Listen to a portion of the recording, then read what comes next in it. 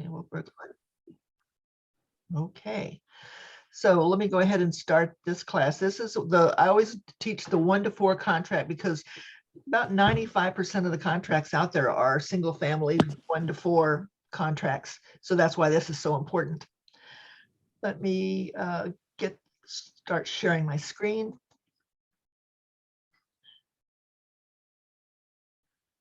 If I can find it. Okay, Alice. There you are. Okay. Can you see it now? Can you see the contract? I mean, the 1 to 4, the A to Z of the 1 to 4? Yes. Excellent. Okay. I'll have to let people in occasionally here, so we'll see if we can how this is going to work. Okay, there's another one. Okay. Let me get this going. Bear with me, guys. This is not my favorite thing to do. Teaching, I love that part. It's the zooming part that it's not fun for me. Okay, so the A to Z of the 1 to 4. I started this class a while back because the fact that when you're getting your client to sign a document such it's as important as this, sometimes we're just really nervous about what we're giving them. You know, it's like, oh gosh, you know, I'm not sure if I'm not really secure about doing this, and I really am not secure about explaining what it means that we're asking them to sign. So I came up with this class years ago. I took a class called Becoming a Contract Expert, and when I left that class, I felt so much more comfortable and secure with my ability to help the agents, the clients. So I came up with this class, the A to Z of the 1 to 4, as a way to help you guys feel more comfortable and secure in explaining it to your clients too. When you finish this class, you'll have a handout that you can go over. You know, you don't share it with them. This is your information to make yourself shine with them, to know that, let them know that you know what you're talking about. So when you leave here, you'll know more than a lot of people out there that are doing this business that don't really know. You can read the important things to remember. It's just making sure that you're using the current document. That's very important, because what happens is if something goes south later on and you're not using the latest document, what do they assume right away? They assume that, okay, he or she doesn't know what they're doing, because if they did, they would be using the latest document. So it kind of reflects poorly on you in a court or in a hearing of some sort. And while I don't want you to feel scared or negative about it, it's something to keep in mind, because if you're not doing any business, you'll never get a complaint or sued or anything like that. But on the other hand, you'll starve. So it's very important to just kind of know what you're doing and feel comfortable with it. But just make sure that you're using the latest document. I'm uploading the correct and latest checklists on the Northwest Market Center website today. So that should be very helpful as to what's required in that certain type of transaction. Okay. So look, making sure that you have the current document, and the current document that we're using of the 1 to 4 is dated 11/08 of 2021. So that became effective September 1st. So it's pretty brand spanking new. This is the version to use until we get notified of a new one coming on. But it's TXR 1601, or the TREC contract is identical, but the TREC one has the TREC number, and it's means it's a promulgated form. You can use either Texas Realtor or TREC forms. It's fine either way, but I will tell you that the TREC forms do not have things like a buyer's rep agreement, that sort of thing. That's not a promulgated form, although it's needed and furnished by Texas Realtors. Okay, so let's see what else that's important to bring up here. I would tell you, if you represent a seller, always let the seller sign last. And the reason is, sometimes they think they've gotten a really good offer, or maybe it's not as good an offer, but they need, the clock is ticking and they need to move on. So they may go ahead and accept that. But if they get an offer and it's not what they want, and they don't want to see, they'd say, I don't want to see any more offers or anything, which you don't hear very often. But if they did, then you can let them sign that if it's everything agreed. But if they have to scratch through something and they don't want to use, and they don't want to accept as is, then what I would do is I would send it back to them, to the other agent, and say, if you change this, this, and this, they will look at it again. Not saying committing that they'll sign it, but they'll look at it again. So that's what I would do always. So always let your seller sign last so that they can maintain some control over their property. Because there might be another offer that comes in between. And while it doesn't feel good to the first party, both ultimately, if you represent the seller, you've got to do what's best for your seller, just the same as if you represent the buyer. But the contract is all geared toward protecting the buyer. So one of the few things that the sellers can do is say no to something, or to say, and just at least not commit in writing until it's all the way they want it. Okay, and just remember, if your client wants to scratch through something in an offer or counteroffer, it must be initialed by all parties, buyers and sellers. So don't have them scratch through something and not initial next to it. And that means if there's two on each side, all four need to initial next to that. Anything that's changed, that's in handwriting after you printed out or communicated the first offer, anything that's changed in writing, they need to initial next to it, because it obviously wasn't there to begin with. Electronically, it's a little bit more easy to handle, but if you're doing old style, some of the older people that maybe not familiar or comfortable doing electronic signatures and everything. And believe me, it still happens. Points to remember to sell your sellers. It's not what you disclose that hurts you. It's what you don't disclose. Because if you don't disclose it, somewhere down the line, the neighbors are going to say, isn't it a shame what happened to that house? And you're going, what? What are you talking about? And then you find out that there was a fire, or there was a death, or something like that. So while certain things you don't have to disclose, it's always best to disclose anything regarding the property itself. That's very important. And an important point to tell your buyers and sellers is it takes one to buy, two to sell. So if one person in a relationship had the property before they committed to each other or were married or whatever, then both sides still need to sign it, because the partner or wife or husband could come back later and say something that they contributed to that property and put a little problem all of a sudden that you weren't expecting in the situation, and you've got other people on the other side having to deal with all of this as well. So just remember that. You can get documents through DocuSign and Command, or you can get them through the TREC website, and you can get them from Texas Realtors. You can get them from Zip Forms. That's a free program that Texas Realtors furnishes. But as long as you can do DocuSign and Command, it's much simpler that way. We used to use what is the other one? I can't even remember the name of it now. There was another program that we used to use, but we don't do that anymore because we found out that it was owned by a competitor. So we kind of backed away from that. Was it Dotloop? That's the one. That's Dotloop. I've put it out of my memory banks even about what it was. But yes, it was Dotloop. Dotloop is really simple, easy to use. But once you get used to DocuSign, it is as well. So don't hesitate to try to use that. There's a whole lot of revised contracts and a revised addendum and all, and especially the new addendum about public improvement districts. I forgot to send you that addendum for public improvement districts. But if you look down on this list, it's TXR 1955. So you can pull that up off of one of those sites and have it handy. It's a little bit confusing, that form, and there's it's a little bit different on how you go about finding out where the PIDs are.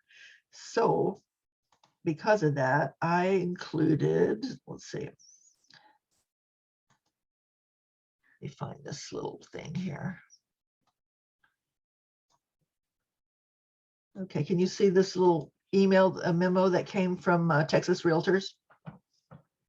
I'm not sure I sent that to you either, but I was doing this late yesterday, so I'm like, my mind was going back and forth trying to think of all what I needed to send you. This is something that everybody should have received if you're a Texas Realtor, and you should be one if you're with us. But this came from their legal department, and it explains about the new PID notice requirements. And it's very, very, very helpful. It just tells you where to find the PID notice forms and completing the PID notice forms and all of that sort of thing. It's very informational. So let's see, that's that form. So just remember that that exists. If you don't have it or you can't find it, just let me know and I will make sure and that you do. I also included this about title commitments because I thought it was interesting what the Schedule A, B, C, and D mean, so that you'll have that. I've never seen it as succinct as this is, about letting you know what the different parts are, and the very important parts are Schedule A's and B's. I think it's C stands for clear to close, but all of this information just kind of explains it. So if your client is asking you, then you can kind of know how to explain it to them. The new 1-to-4 contract is going to have 11.8.21 up in the upper right-hand corner. That's how you're going to be able to know that you've got the right and latest one. Okay. So let's get out of that and let's go back to the handout. Okay. When we get started on the 1-to-4 family, this is the first paragraph. What I've done is I've broken this down by paragraph, and you're right, it's 51 pages. It's really long. But when you have questions or your client has questions, you're going to be glad you have these 51 pages. Let's put it that way. The first paragraph is just going over the names of the buyers and the sellers of the property they're entering into. Title will verify information to make sure all that's correct. But you ask the buyers or the sellers, whichever side you're on, how they would like their names to appear on the contract and put it in there that way. If something needs to be changed after an executed contract, you after everybody's signed and initialed everything, you never touch it again. You just use an amendment to revise anything. If there's a name change or they've taken a person off of it or added a person onto it. But this is where you can do it. If there are more than two people and involved, and then what you would do is you can put in special provisions. Let me let my dog in. He's scratching on my door here. Just a moment. Little rascal. Sorry about that. Zooming is a whole new world. Okay.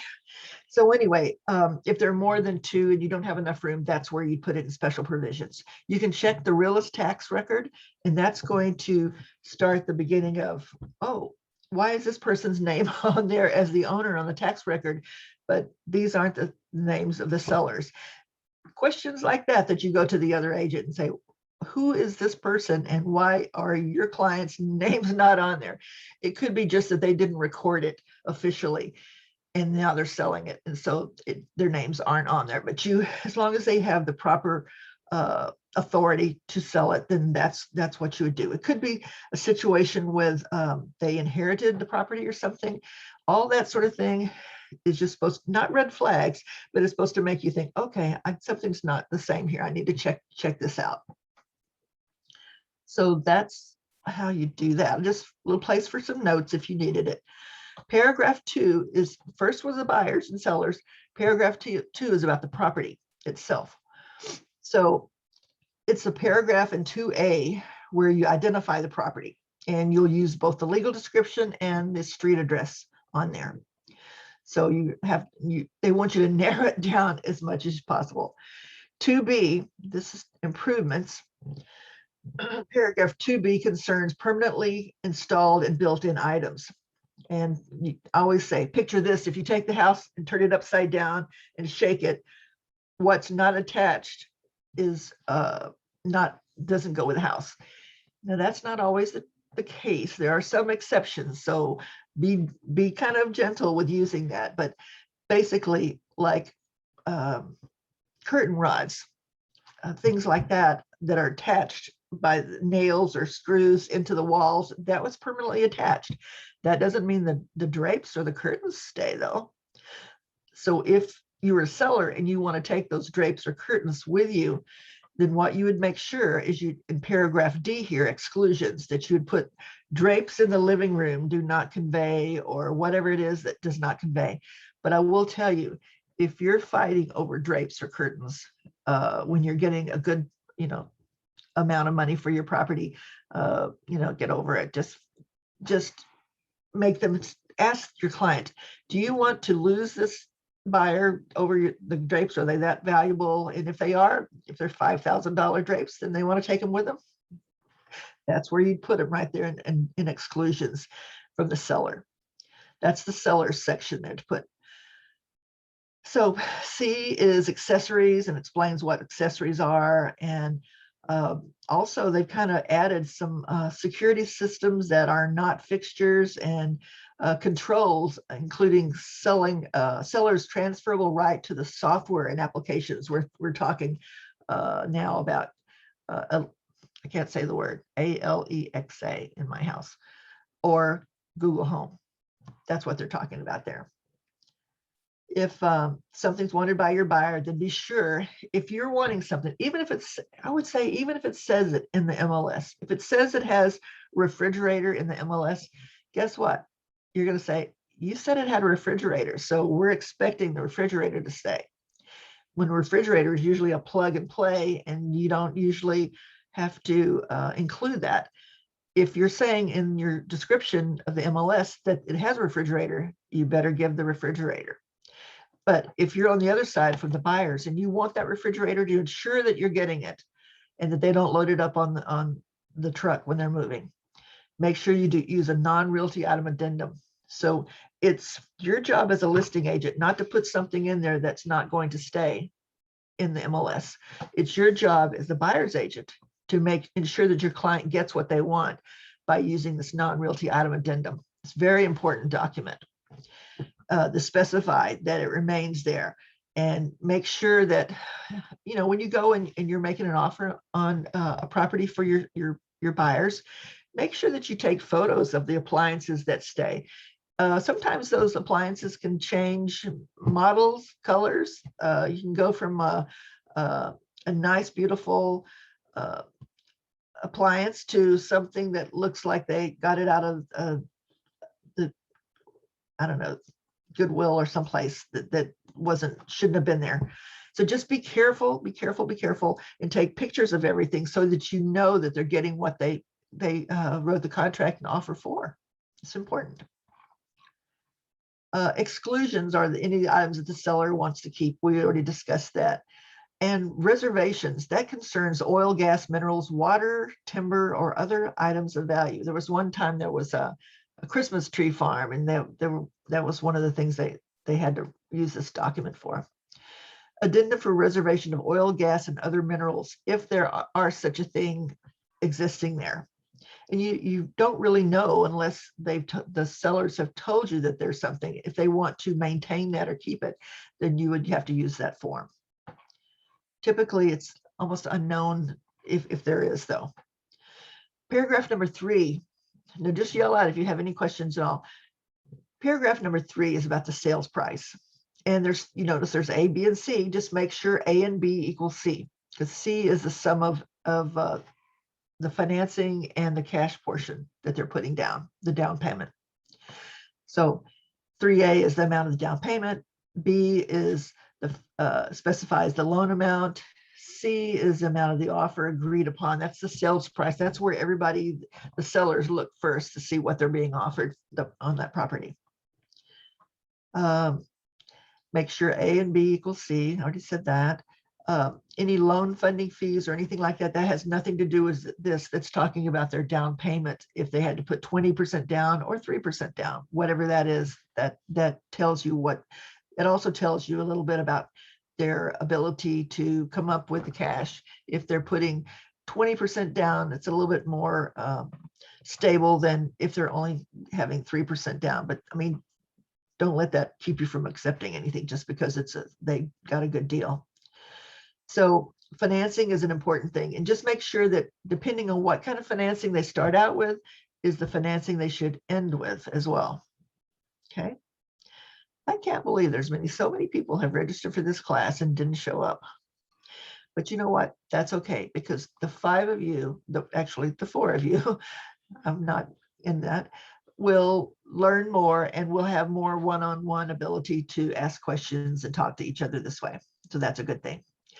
Number 4 is leases. That's residential leases, fixture leases, and natural resource leases they're talking about. And I just put in a paragraph about each. Residential leases are basically, it goes over the points of 2 options for leases: terminate by closing or assume and assign.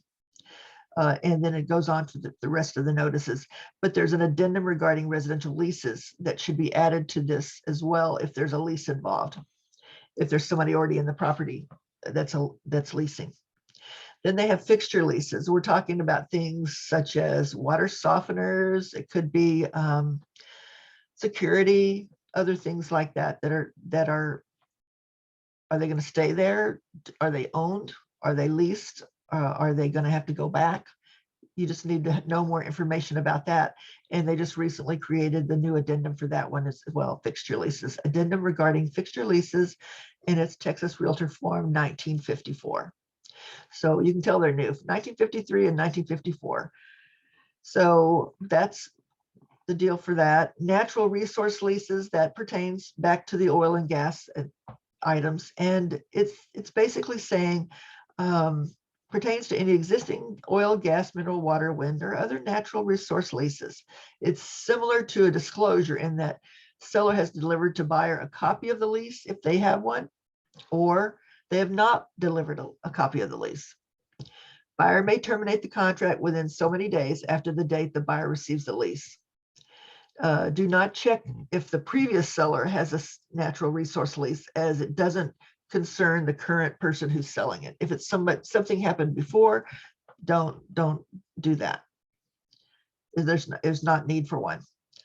The seller would be in default if they failed to deliver copies of the lease after the 3rd day after the effective date. The question is, how many days goes in that blank in paragraph 4C2? The answer is as long as it would take to get an attorney to review it. Because something important like that, you would recommend that they get an attorney to interpret that for them, because we are not attorneys and we cannot interpret it for them. And they have the addendum, of course, for oil, gas, or other minerals, and it's TXR 1905. I know this is not exciting stuff, guys, but when you're out there, if you don't write one of these up, you don't make money. So it's really important, even though it's a little bit dry. Speaking of dry, you need to know what this is. And right now, you may not need it because you're not working with a client yet, but you will. And when you do, you'll go back to this and you'll have this handy to remind you what we talked about today. Earnest money and termination option. This was a big change. Okay. Earnest money is not required for a valid contract unless it's mentioned in the contract that there will be earnest money and option money. It's just used to show the earnestness of the potential buyer to the seller. It's showing that we're serious about buying this property. We're putting $5,000 up for earnest money or whatever it is. Usually it's much more than that. But anyway, what's typical in the past was like 1%. Now with the crazy times we had earlier this year, it could be 5 times that amount or more. It was crazy there for a while. It's slowed down a little bit. It's still not quite back to normal. It's like it's way up here, and then it's kind of slowing down as we go through the end of the year. and we're still not back where we were before. It's still got increased prices of things. It's not going to go backwards. It's just not going to go forward as quickly. It's going to slow down a little bit.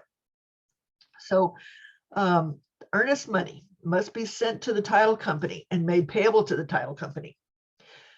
Keep in mind that title companies typically close at 5 o'clock. So you want to make sure it gets to them before 5 o'clock if you're on the deadline of how many, when you have to get it there before the third day. This paragraph lays out how much earnest money and how much option money will be delivered to the title company. So they changed it and added a place for this to escrow agent and within so many days.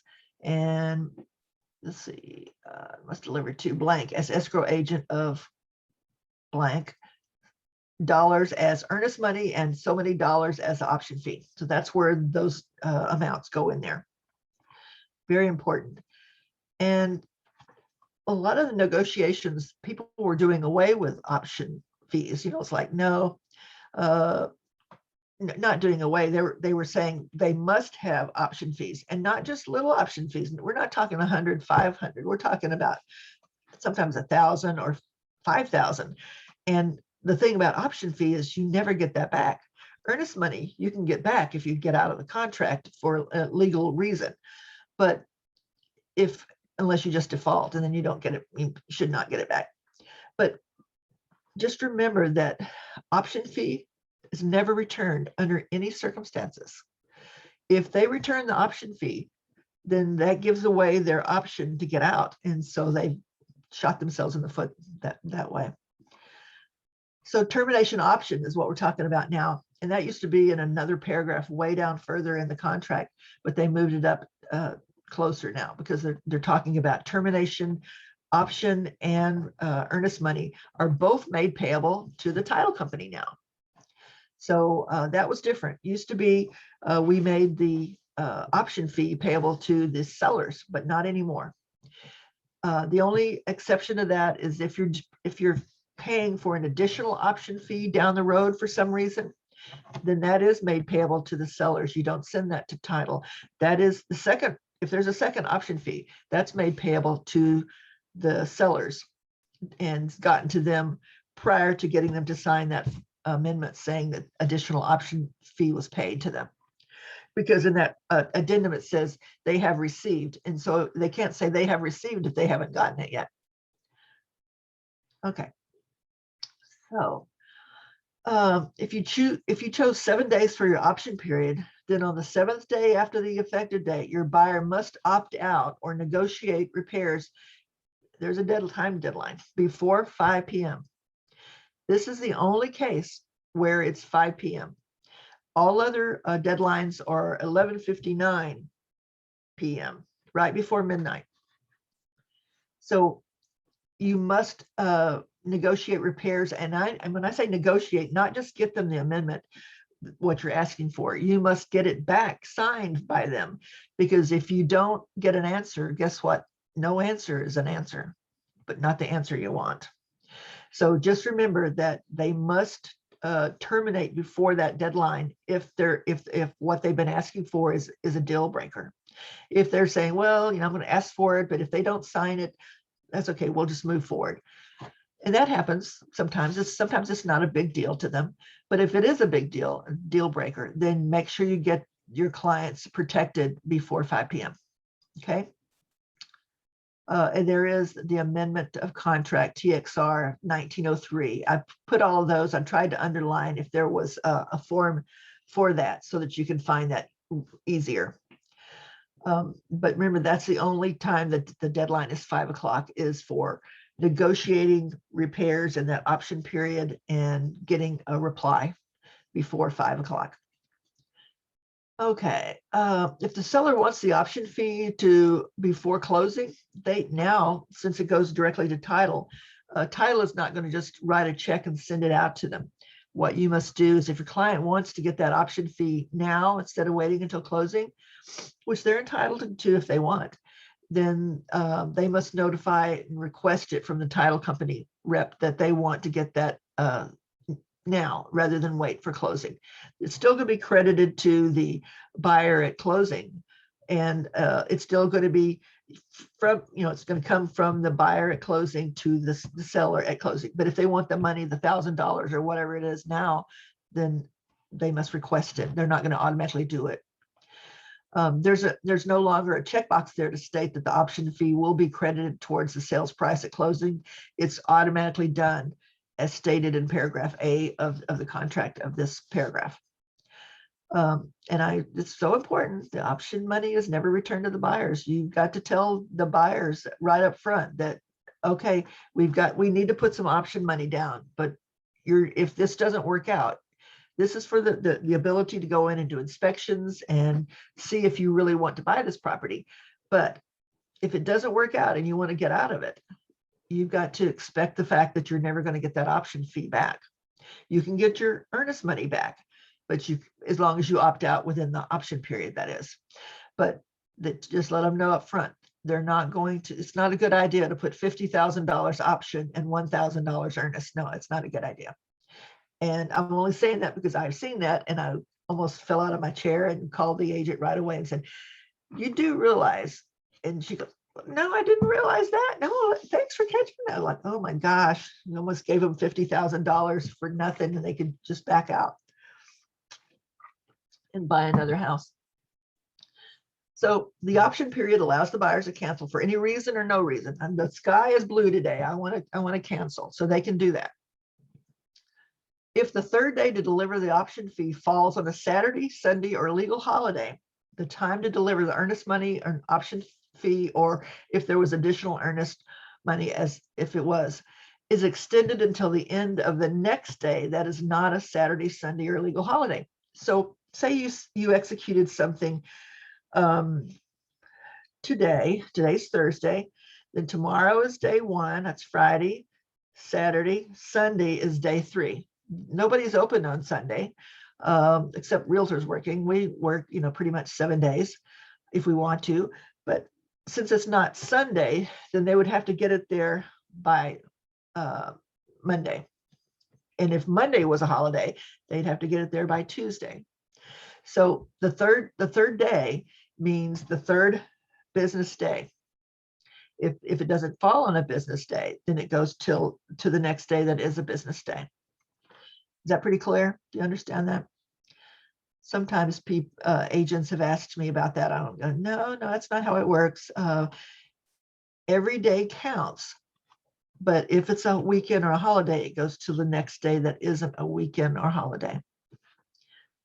Title isn't even required to notify us of timely receipt of earnest and option fees. It's up to the agent to ensure that they're delivered and when. So if you know that earnest and option fees are due on a certain day, then make sure that you have gone and called them and said, by chance, did you get the earnest and option money yet? And if they say no, and it's the third day, then you know that you may have a problem. You need to talk to the other agent, find out what's going on. And your seller can, if he doesn't get it deposited timely, the seller can terminate the contract nowadays. That's a new thing that came up. And there's a seller's document to terminate a contract because earnest money was not timely delivered. Usually they kind of work it out. They try to just work it out both sides. But if it can't be worked out because they've got a client that just won't listen to them or something, then there is that alternative that the seller can get it off of the being active and put the property back to active after they've terminated the contract because of the buyers didn't do what they said that they were due in the contract. In that case, that's when the sellers have an ability to do that.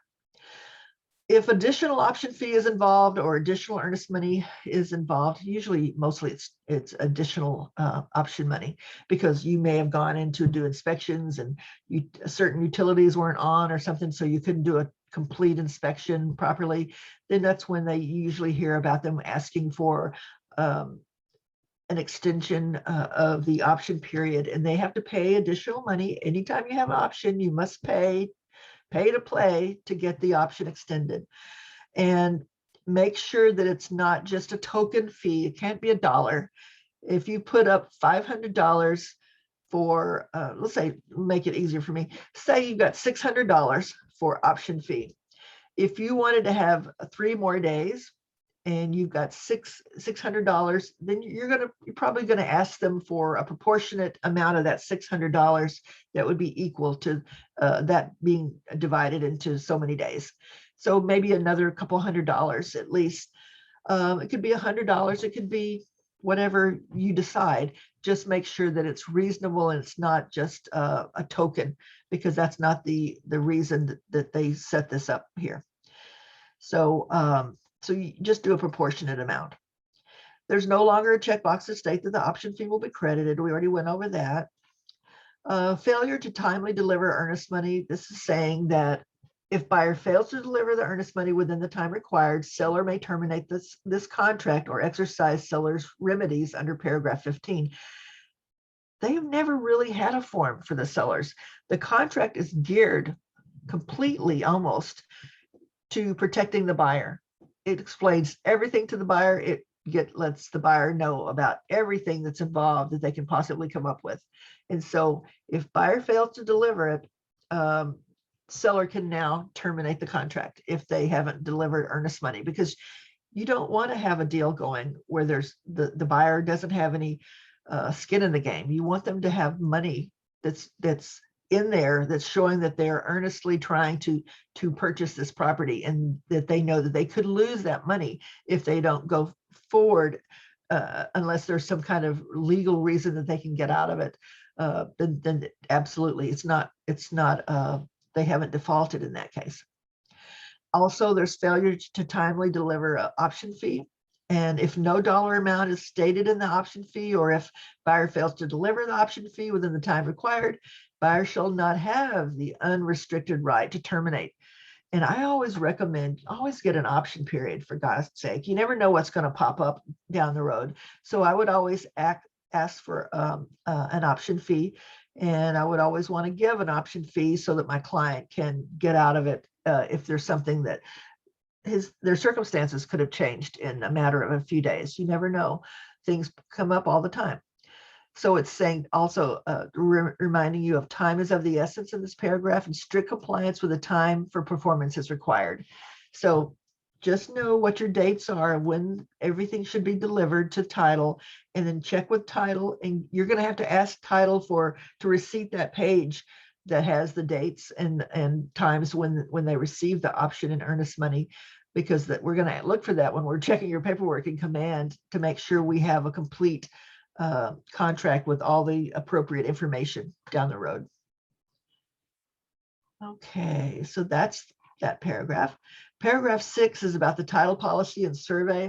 This is kind of not exciting stuff in the title policy and survey area, but the good news is that's pretty much the title company's area to handle. So what you would do is, this paragraph names the title company who will provide title insurance to the buyer. And normally, it's all negotiable. The seller pays for the buyer's title insurance, but it's a negotiable point.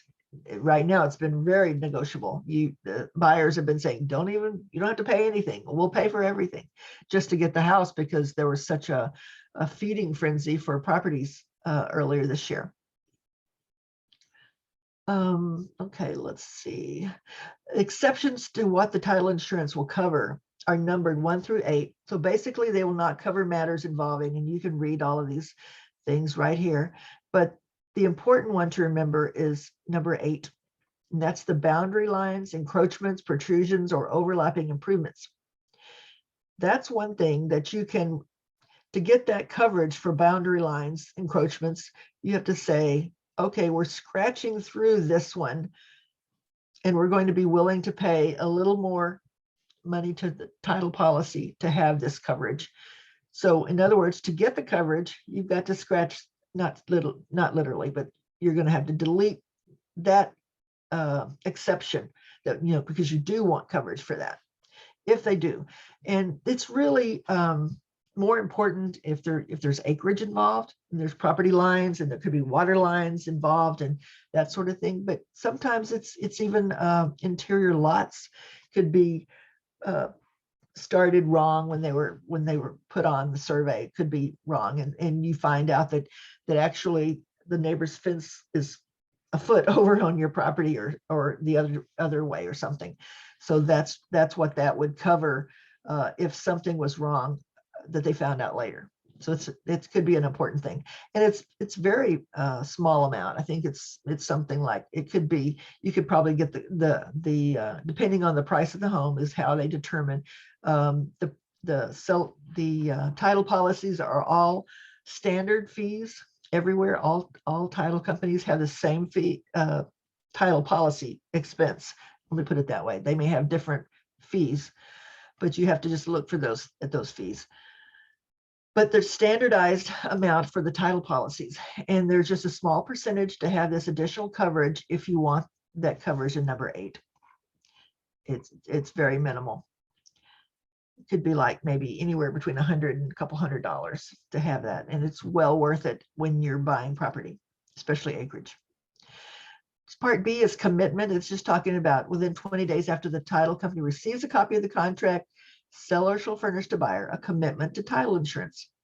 So this paragraph states that the title commitment will be delivered by the seller to the buyer within 20 days. Actually, the title company does it. The seller doesn't actually deliver it, but rather authorizes title company to deliver it. If something shows up and cannot be furnished within 20 days, the contract automatically extends the deadline by an additional 15 days. It's stated in this contract without putting that in. It automatically extends it if they can't get it. That's not them just dropping the ball. That means that there's something will happen that they weren't able to get it. So it extends. The title commitment consists of schedules A, B, C, and D. I showed you that page that I sent you, that what it nails it down. Schedule A is for actual facts. B is for buyer notification. C is for clear to close, and D is for disclosure. That's where they're just disclosing who the participants, mainly the who's on that schedule, who's involved, what people are on the board of directors or whatever it is of that title company. Next, we have the survey. Survey, when you're looking at a survey, make sure it's not an abstract. It's actually a survey. A survey has to have a little stamped little circle with their it's not like a notary, but it's almost like saying it's an official survey. Make sure that's on there, and in that also it should have a date of when that was created. And a survey is required by all lenders in Texas. I'm thinking probably everywhere, but it's a negotiable cost. Typically, in the past, it's been a buyer cost, but it could be a buyer, could say, no, if you've got an existing survey, we'll use it if the sellers do. If the seller has an existing survey that has not been changed as to the layout, it's typically will be accepted by the lender, but it isn't a sure thing. Depends on how old it is. An existing survey must, not shall, must be accompanied by a notarized residential real property affidavit. It's called a T47 is what most people in the business call it. And it's affidavit. It's a TXR 1907 is the number for that. So if your sellers are using an existing survey, they need this T47 signed and notarized in front of with a notary that they are. It's an affidavit stating that they have not changed anything to that survey, and they're saying this is accurate. Okay. And a survey can run anywhere from $500 to $1,000. I think when I bought my house, it was something like $550 or something. Wasn't very expensive in the scheme of things. But on acreage property, it may run well over $1,000. Just depends on how much acreage you're talking about. And existing survey can save them some money, save the buyer some money if delivered with the affidavit. But if that paragraph is checked that the seller is going to furnish an existing survey, they better have that T47, because if they turn in just the survey without the T47 saying that it is correct and signed by a notary, it automatically states that the seller will pay for a new one And that's that's something that a lot of sellers don't realize, that why are they asking me for me to pay? I gave them the survey. Yes, but you didn't give them a notarized T47 with it. And so, because it's not complete without that. So I would say if you had a seller who's not sure if he could find his survey or her survey, I would say, let's just say we don't have a survey, and let's let the buyers buy their own survey, instead of saying that they'll furnish it if they're not sure they can find it. Paragraph 2C2 states buyer will obtain their own survey at their expense, and paragraph C3 states that the seller will furnish a new survey at seller's expense. So just a new survey can take a while. So it could take a minimum of 15 days, a couple of weeks, but it could be longer than that. There was a time there that it was taking a lot longer to get one. So it's a lot better, but it's still taking them a while. Next, paragraph D is objections, and it provides for a limitation on the buyer's time to object to something on the title commitment or the survey. Objections must be in writing from the buyers, not from the agent. Objections must be in writing from the buyer. They can sign something and then attach it to their email and email it to title. That's totally fine. Or they can email it to their agent to get to title. Just make sure it gets to title. But it must be typically 5 to 7 days is a good time frame to have the buyers review the documents. It shouldn't take them much longer than that. Provided seller is not obligated to incur any expense, seller shall cure any timely objections of buyer or any third-party lender within 15 days after seller receives the objections. And closing date can be extended as necessary. How do you extend the closing date? With an amendment. Make sure that if you're having to extend, you use an amendment to firmly put it in place that they are amending that closing date. If it closes sooner, you don't have to worry about it. It's just shall close on this date or sooner, but not later. So it's just saying that the seller has a cure period that they can cure any objections. If they're not able to cure it, though, if the seller is unable to cure the problem during the cure period, buyer may cancel the contract and receive their earnest money back. They're not going to get that option money back, but they'll get the earnest money back. But they must deliver their objections in writing within 5 days after the end of the cure period, or they are considered to have waived that objection. So it could be something that doesn't let them do something or whatever that they read in there that they didn't realize. And if they object to it, then they must send it to them timely, or they're effectively waiving that. Title notices, it's just talking about abstract or title policy and membership in Property Owners Association, otherwise known as an HOA. And it's just saying the buyer acknowledges that the broker advised the buyer to have an abstract of title examined by an attorney of their choice, or they should be furnished with or obtain a title policy. Buyer should have an attorney review the title policy if they don't understand it, or they can talk to their title rep if they don't understand it. The main thing is you are not to explain it to them, because that's not your field of expertise. Real estate is my dog is over here dreaming, that's not your field of expertise. You're not an attorney, you're not a title rep, you're not an insurer. So we must not discuss things that we're not authorized to discuss. And that would be one of those items right there. If using a TREC or TXR contract, then this is a protection for the agent representing the buyer, that the buyer was recommended to get a title policy. You recommended to get a title policy. I don't see very often where they don't get one. Usually if they don't get one, it's because they're not wanting to spend the money, but it's so important. If you're investing in your largest investment of your life, you would want to have a title policy. Most builders have their own contract other than the small independent builders, and they have their own, like the biggies of the world have their own contracts that their attorneys have drawn up.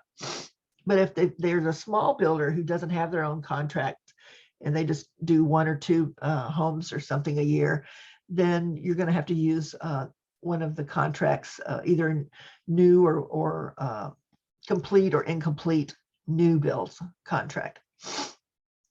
So just make sure that if they have questions about a builder contract, they need to talk to an attorney to explain it to them. It's not a promulgated form, and it's not something that is in our field of expertise. So you recommend that they have an attorney explain it to them if they don't understand. Sometimes they can talk to the attorney at the title company who can explain it to them, which wouldn't cost them anything. Sometimes they can do that. Sometimes they might not be able to do that and have to get their own attorney. For paragraph E2, if it's in a mandatory HOA or POA, which is the same thing, then the seller must notify buyer of that fact. See, everything's notifying the buyer of something. Be sure and check the checkbox indicating if it is or is not an HOA. So let's look back up here. So the property up here under 2E2, the property is or is not subject to mandatory membership. Always look for the checkboxes and make sure that you don't leave. If there's supposed to be a checkbox checked, make sure you've done it. That's a very important thing, or it might not, in certain areas of the contract, it could affect your client greatly. So make sure that's checked, one or the other. Sometimes they're voluntary, and if they're voluntary, then you can say they're not required, because it's not required, it's a voluntary one. For paragraph E2, if it's we just read that, be sure to check the checkbox. If buyer doesn't receive the addendum for property located in a property owners association, TXR 1922, buyer may opt out of the contract and receive earnest money back, as they weren't notified of that fact from the seller. So it's all about protecting the buyer here. This is all about protecting the buyer. That's why that class that has 33 outs of a contract, there's a lot of outs for the buyer if they don't get certain things. That's why it's important to know what those items are and just make sure that they're notified. Statutory tax districts, tidewaters, and annexation. Statutory tax districts, they're saying if there's an entity that has a taxing authority over the property, buyer must be informed of that entity and the rates and its financial conditions, so they can know what could change or might change. Keep in mind to remind your buyers of new homes that they should be aware that taxes, while they're saying taxes are this, keep in mind to remind your people that when they first buy the new home, taxes are based on the lot cost only. If you ever look at the tax record, it'll say the value taxed at, say, $40,000, for instance. That's $40,000 is what the lot cost was. So next year, now that somebody's bought it, living in it, it's going to be taxed and with the house on it as well. So that is going to make a whole big difference when it goes from $40,000 to $400,000. There's a lot more taxes that will be due that next year. So just let them know to be prepared. And what I did when I bought my new home was I just paid $100 or $200 more a month, and it wasn't easy, but I paid a couple $100 more each month to go toward the escrow, which is this tax money, so that at the end of the year, since I bought in the middle of the year, I wouldn't be short what was due. And it worked out really good. So it was a good thing I did that. That's my lender suggested I do that, and it was a good suggestion.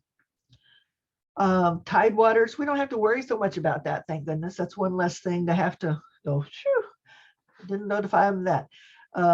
If we've got tidewater problems here, we've got real serious problems. But this is for coastal areas that have to warn the buyers that they could likely lose property due to the actions of the water erosion or something. That's another protection of the buyer, right? So also warns the buyers that the state of Texas can enforce removal of buildings that the vegetation line moves behind the building due to natural causes of wind and water to protect the dunes. It's all this kind of stuff, but that's only for coastal properties, thank goodness. Annexation warns that buyers could buy a property that is currently within boundaries of a municipality, a taxing authority, but that could change and become part of some other close city at some point. It's just saying this could happen. So again, protection, just notifying them. Property located in a certificated service area of a utility service provider. That's a long legal sentence there to just a title. But basically what it's talking about is, in the first part, it's warning the buyer that if they're purchasing in a certificated water or sewer service area, there may be a water hookup fee and additional fees to run water sewer service to their property. They just need to know this. The second part of this is that in addition, there could be a MUD or WCID taxing them. There's a misconception that the MUD or WCID notices can be signed at closing, and that is incorrect. The MUD or water district notice must be provided to the buyer prior to putting the effective date on the contract, the execution date, when everybody's signed and initialed everything. If there's a MUD or a water district, then that must be told to the buyer, or they can get out of the contract up until day of closing. I mean, it gives them a big out there. So you just got to be aware. And how you are aware is when you pull up that realist tax record, it's going to show you school tax, city tax, could be a MUD, it could be a WCID, it could be, who knows, it's going to list all the taxing entities on that property.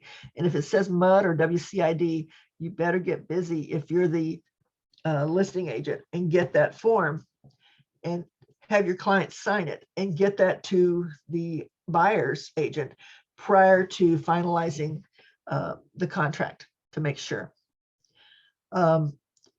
And you say, where do I get those MUD or WCID forms? Well, that's the hard part. You have to know, you just have to kind of Google it and find whichever MUD, Upper Brushy Creek or whatever MUD or water district it is, Google it, go to their website, look under their forms file, and they should have a notice there for buyers that lets the sellers sign it. And then there's a place for the buyers to sign it and get it notarized, so that they at least have the sellers sign their portion of it and get it to the buyers prior to execution of the contract, to tie up that loose end and not let them have it out there. And that's what I was talking about with the PIDs as well. We'll get to that soon. So you can get them some from the title company. Sometimes the title company will get them. You just want to make sure that if you're getting them from their website, that should be the most up-to-date and current one, right? So that's a good thing to see if you've got that. It tells them how much the taxes will be per $1,000 of purchase and all that kind of stuff. It's just like you're seeing the other taxing entities on the tax record. Alice, just real quick, your seller has to contact the utility district, right, to get that? The seller or you can Google that entity, go to the website, get the form, get it to your client is the best way to do it, to make sure it's done right and you get it timely. Don't depend on them, because most, I'll tell you the truth, most sellers don't even know they have one, a MUD or water district. And this happened for real years ago when this first came out, when this was a requirement.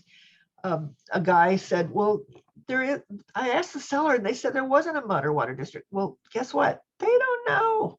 They don't know what that total amount of that tax percentage that they're paying if there's a MUD or water district. Yes, they did have city water, but they also had a MUD and a water district. The MUD furnished, the city furnished water for drinking and bathing and that sort of thing. The MUD furnished water for their pool, their community pool in their development. The WCID furnished water from the fire hydrants for fire protection, that sort of thing. So they could have all three of them. In this case, it was all three.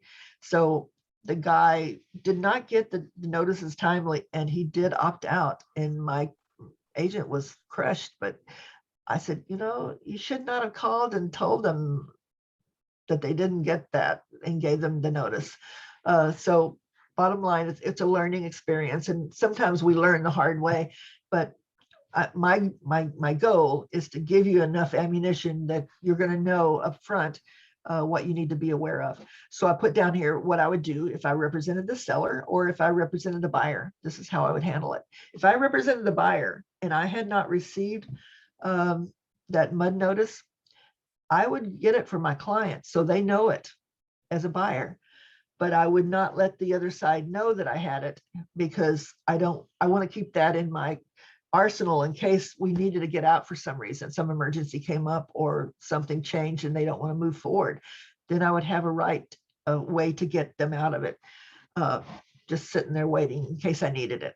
Our job How do you find out if there is a MUD? Just like I said, on the tax record, under those taxing entities, it should say MUD or WCID, and that gives your first hint that there is one. So on the tax record, when you pull it up, the realist tax record, it's going to show you all the percentages of what taxes are for the city, for all of that, for water, for schools. And then if it says MUD or WCID, bingo, you know that there is one. Just the same. I missed that. I missed that on the realist. Okay, thank you. Yes, on the realist, yes. And the same thing on the PIDs. Now that this has come up, more of them will be showing if it's a PID or not. There's not that many of them, but there is a form that lists all of those. And I'm not sure if I got that for you today or not. Let's see, it's not the one I want. No, don't think I did. I think I sent it to you, but I don't have it handy right here now. So just know that the MUDs or the water districts, you just pretty much have to do some legwork to find it by Googling it. But you know, we've all gotten really good Googling things, I think, too good. But that's what I would do. Your job is to protect your client, do your fiduciary duty for them. The next thing that they changed was this I highlighted in the public improvement districts. That's the PIDs we were talking about. Now, they just changed that in this version right here, and they changed this contract just for this. This subparagraph warns buyers that if they are purchasing in such an area, they could lose their property if they fail to pay their assessment, and could result in a lien and foreclosure of their property. If they pay their property taxes, it's going to be in there typically. But it's saying this is another thing that if you don't get this before execution of the contract, this and the home warranty, the residential service contract, those two things, if you don't provide that prior to execution of the contract, they can get out of the contract up until day of closing. That's why this is so important, and that's why I highlighted it for you to remember. It's created for the purpose of paying for the initial construction and annual maintenance that'll benefit the local property owner for things such as sidewalks or sewer lines where septic systems used to exist. The PID notice, there's a form, and I'm sorry I didn't send that to you. I missed that. I was having such a hard time sending that email out to everybody yesterday that just gave me fits. But the PID notice, addendum containing notice of obligation to pay Improvement District, TXR 1955, must be presented to the buyer prior to execution of the contract, or the buyers can walk from the contract at any time, even up until closing. You do not want to let that hang out there if you're a seller, that they can just get out of it just like that. Transfer fees. There used to be a transfer fee in Lakeway when I used to live in Lakeway years ago. And every sale, the developer got $250. That was part of my fees that I had to pay. I said, what is this fee here for? They said, oh, that's the transfer fee for the developer. Well, they have now outlawed that, and they're not allowing that to happen. But it used to happen all the time. But just that's about just notifying you in case you see a transfer fee on there. Propane gas system service area. They're not talking about propane tanks behind the house like Granny has. They're talking about a system service area for the whole development is provided propane gas from this one provider. And there's a form for that, of course. There's a form for everything. TXR 2514 is about the propane gas system service area. And how do you find out if they have one or not? Guess. Realist tax. Look on there and see if there's something that about propane. That's your hint that they have that. There's not very many of them. Most of them have I forgot the name, Atmos, or there's another one. I can't remember who it is, but I think it's Atmos. But anyway, if they have a propane system, there's one out in Buda, I believe, but there's not very many of them around. This is not concerning individual propane tanks and users, though. That's the main thing. Very seldom will you have to have that. There's not very many of them used. I can think of only 2 developments right at the moment. The notice of water level fluctuations. Anybody who's lived here for any amount of time knows that water can fluctuate. And the lakes around here, it's either flooding or drought. So basically, if you've ever seen the lake 30 feet down, it's not a pretty picture. But it's saying that you may buy the property when the water's up, and they're just saying the water levels could go down drastically, like they've done in the past. It's just warning them of adjoining an area of water of at least 5,000 acre feet. They're not talking about a little pond out in the back, but this can fluctuate between drought or flood conditions or be utilized by an entity using the water stored in the impoundment. So they're just warning them. They're not saying you have to use this if they have a lake view. We're talking about properties on the lake,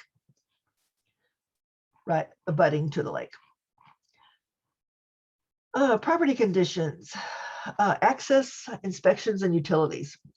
Seller at seller's expense shall immediately cause existing utilities to be turned on and shall keep the utilities on during the time this contract is in effect. That's enabling your client to go in and do inspections to make sure that they have utilities on, so they can check to see if there's a water leak somewhere, if there's a gas leak somewhere, heaven forbid.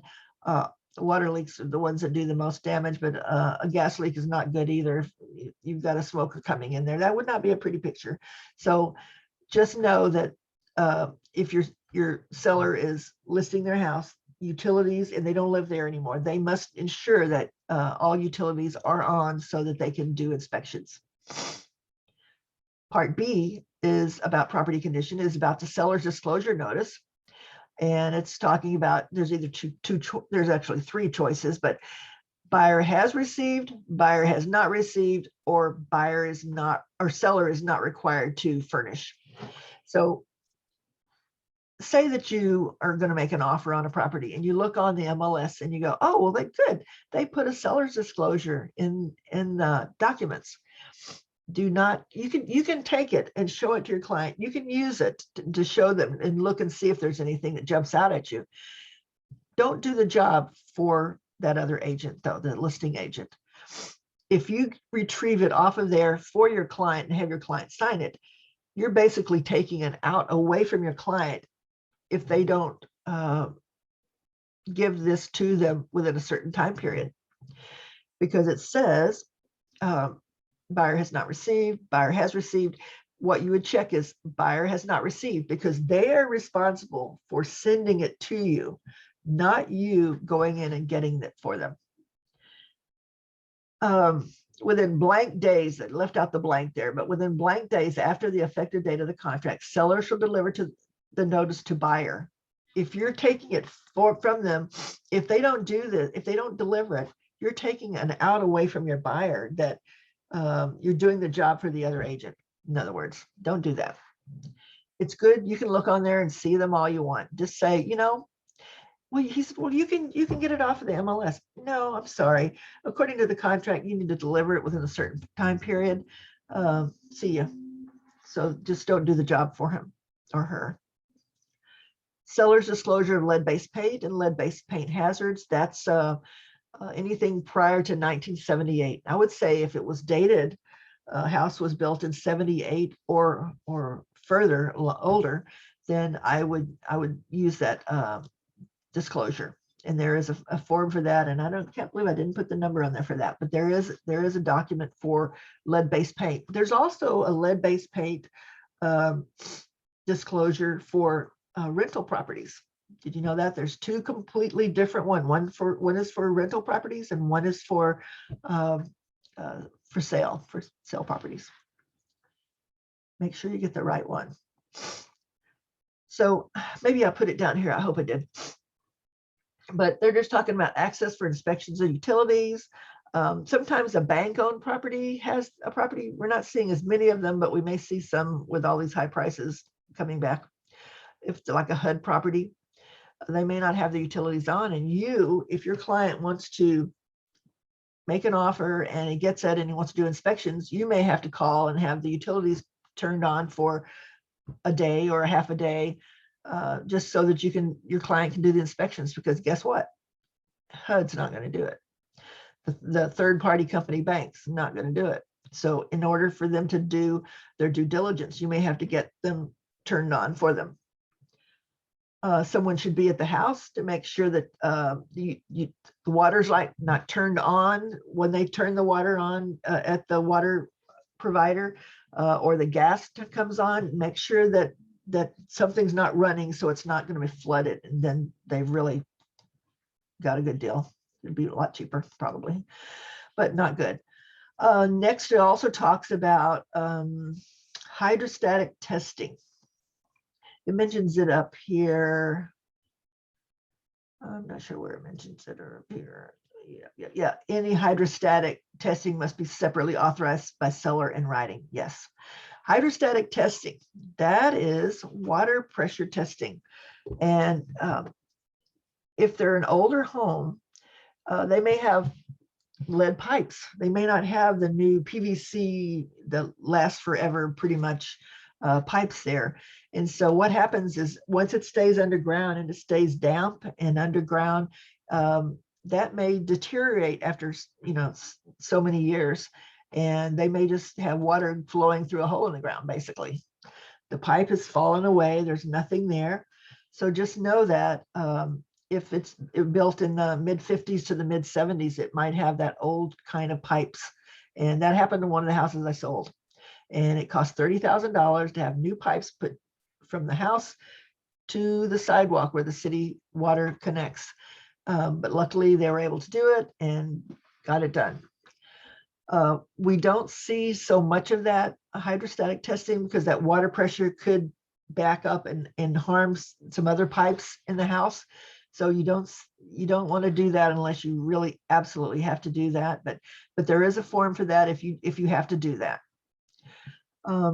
So if the pipes don't even exist anymore because they're not the PVC pipes or something sturdier, then their water pressure could be really low, and that could be the reason. There's an addendum for authorizing hydrostatic testing, and that's number 1949. The seller's disclosure, only the sellers may fill out a seller's disclosure. I'm sure you already know this, but you never touch it as an agent. If they call you up and say, oh, I forgot, I meant to ask you about this when you were here, but I didn't check the box for this one. Would you do this for me? I wish I could. I'm just going to have to resend this seller shield back to you. You make the correction and send it back to me, and we'll go from there. We cannot touch it because we could be putting ourselves liable as to selecting the wrong thing or whatever. We just don't touch it. They have to select everything. There are three choices for the seller's disclosure. We said buyer has received it, buyer has not received it, seller's not required. The third one is seller's not required to furnish it. And here are the reasons that a seller would not be required to furnish it. A seller's disclosure, and I've listed them somewhere down here. Oh, who is not required, this bullet point right here, who is not required to furnish a seller's disclosure. And there are like 11 instances where they would not be required to do one. Usually it's because of foreclosure or bankruptcy, or it could be a guardianship or trust situation. And somebody has it that's never lived in it and doesn't know anything about it, then they're not required to do one. The owner of a duplex, it's not a single family home. A duplex is not required to have a seller's disclosure. I think it wouldn't hurt to do one for each side if you're selling a duplex, but it's not required. It's I don't know that you even have to even worry about doing one if you wanted to, but you could. let's see, we talked about that. Oh, say, okay, an unrepresented seller, sometimes known as a for sale by owner, they call them a FSBO. FSBO must still provide a seller's disclosure. Just because they're not represented by an agent doesn't get them out of having to provide one. So even an investor from, let's say, an investor from California bought this property and he just saw it on FaceTime and that's all he's ever seen, and he just makes the payments and he gets the rent and never seen it. But if he's wanting to sell it, he's still required to do a seller's disclosure. And if they had a property manager overseeing it for him, then he would be required still to contact the property manager and get the information for him, not the property manager, to fill out that seller's disclosure, since it's his property that he's selling. The TREC seller's disclosure, TREC OP-H, is the shortest and asks the minimum required information. The TXR disclosure is the other one. That's I think 6 pages now. So that's TXR 1406. There's 2 choices.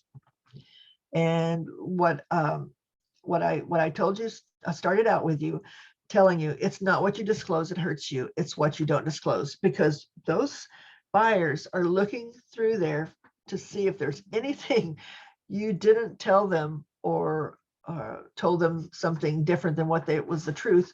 They're looking to see what's on there. That they're trying to find that one mistake that you made. It's just human nature. I don't know why, but that's what they're looking for. So if they did, if a seller says, well, this happened, should I disclose it? If there's any question, disclose it. Absolutely. Okay, lost somebody. Anyway, there we go. If the seller doesn't disclose something, just know that the neighbors will just help them out. They bring some cookies over and say, isn't it terrible what happened with that fire, or something to that effect. What we use here is the Seller Shield dashboard. It doesn't cost you anything. It's all electronically done online. You sign up for it. You're automatically enrolled in it when you come on board with us. It's a place where you can go and you can put your client's email address and names, and it sends them a link to click on. They get to choose between either the Texas Realtor one or the TREC seller's disclosure. There's 2 different ones. They can choose whichever one they want to use. And the good thing about that is it keeps you from having to answer questions about the seller's disclosure. If they don't know, they're clicking on, well, I don't know what this is. What's a French drain? They don't ask you what a French drain is. They click on a little I for information, and it'll tell them what a French drain is. So it walks them through that. At the end of when they're finished, it also lets them, allows them to purchase coverage if they want to, for seller's coverage for 1, 2, or 3 years, in case something was to show up later on that was different than what they had stated on the seller's disclosure. If in case there's a problem, they would have coverage up to like $90,000 of attorney hour expense for an issue, if should it come to that. So it ranges between $199 and I think $399 for coverage. It's very reasonable. It's a good deal. I recommend, if I'm a seller, it doesn't hurt to have it. You hope you don't need it, but if you do, you've got that. It's free for them to use. They don't have to take out the coverage though. It's free for you, and it's also lets you put your little picture on there, and it's branded, the link that goes to them to fill out the seller's disclosure. Sometimes we have cases where they're people in their 80s or something, and they don't have an email, and they don't feel comfortable doing the electronic and all of this sort of thing. They don't even know what the internet is. Believe me, there actually are, that still exists. So even though I know people that are in their almost 90 that use email and they're very savvy, but some don't feel comfortable. And in that case, you may have to take a printed version out to them and let them fill it out. And what I would recommend is to say, well, if you don't feel comfortable filling it out, Do you have a relative that can sit here and it can fill it out for you? You just answer the questions, and that's the best way to handle it because you can't help them fill it out. Anyway, there's also a seller shield. They offer a discounted price for bulk discounts of 10 to 50 protection packages. Should you be an agent that pays for this for your listing clients on a regular basis? I know of some that do. And let me turn this. I'm sorry, my phone. Sorry, let me mute this. Apologize. So there are some that use it and recommend it for everyone because that's, if you don't need it, that's okay. But if you do need it, you're a hero for having gotten that for them. So just know that. That's Seller Shield. You'll get a link to that. Acceptance of property condition. Typically what you're going to see, all contracts are as-is contracts. So the only time what that means is, while it's an as-is, buyer accepts the property as is what you typically see checked here. But it could be, you want to make sure that your client has an option period. In other words, you want to have that option period so that they can inspect and decide if they want to get out of it, even though it's an as-is contract. By paying for the option period, they take it out of that as is and let them negotiate. I mean, when it comes down to the seller, the seller may say, well, I'm not doing anything. I told you this is as is. Well, that's fine. But if you pay for an option period, you have the right to negotiate repairs or something that you need that needs to be done to that. And there are two choices. Buyer accepts the property as is, or buyer accepts the property as is, provided seller at seller's expense shall do this. What I've always done is chosen one. And the reason I do is because I'm negotiating price right now. I'm not trying to give them things to say, okay, well, they're asking for 2, they're asking for this to be done. That means that's taking this much more money out of my pocket here. So right now we're talking about price at this point. Then when the option period, that's when you can talk about repairs and that improvements and that sort of thing. That's so Alice, if you check Mm-hmm. if you have an option period, then it trumps the as-is situation during the option period, right? Right. Okay. Right. That's the whole purpose of the option, is to have the unrestricted right to terminate the contract for something that you learned during that inspection period. So yes, it has to be during that time. You can't come back later on and negotiate something else. You've got to do your due diligence for your client. Let your client do the due diligence rather, to find out everything they need to know about that property so that they can decide if they need to get out of it or not. Make sense? Does to me. Yes. Okay. Just making sure y'all are still out there. Y'all don't have Zoom turned on and you're all going to lunch or something. I don't know. Just make sure all appropriate boxes are checked, and most of the time you'll check D1. Just know that. Typically, the only thing you're going to put in here, if you was big items such as foundation, HVAC, roof, or termite problems.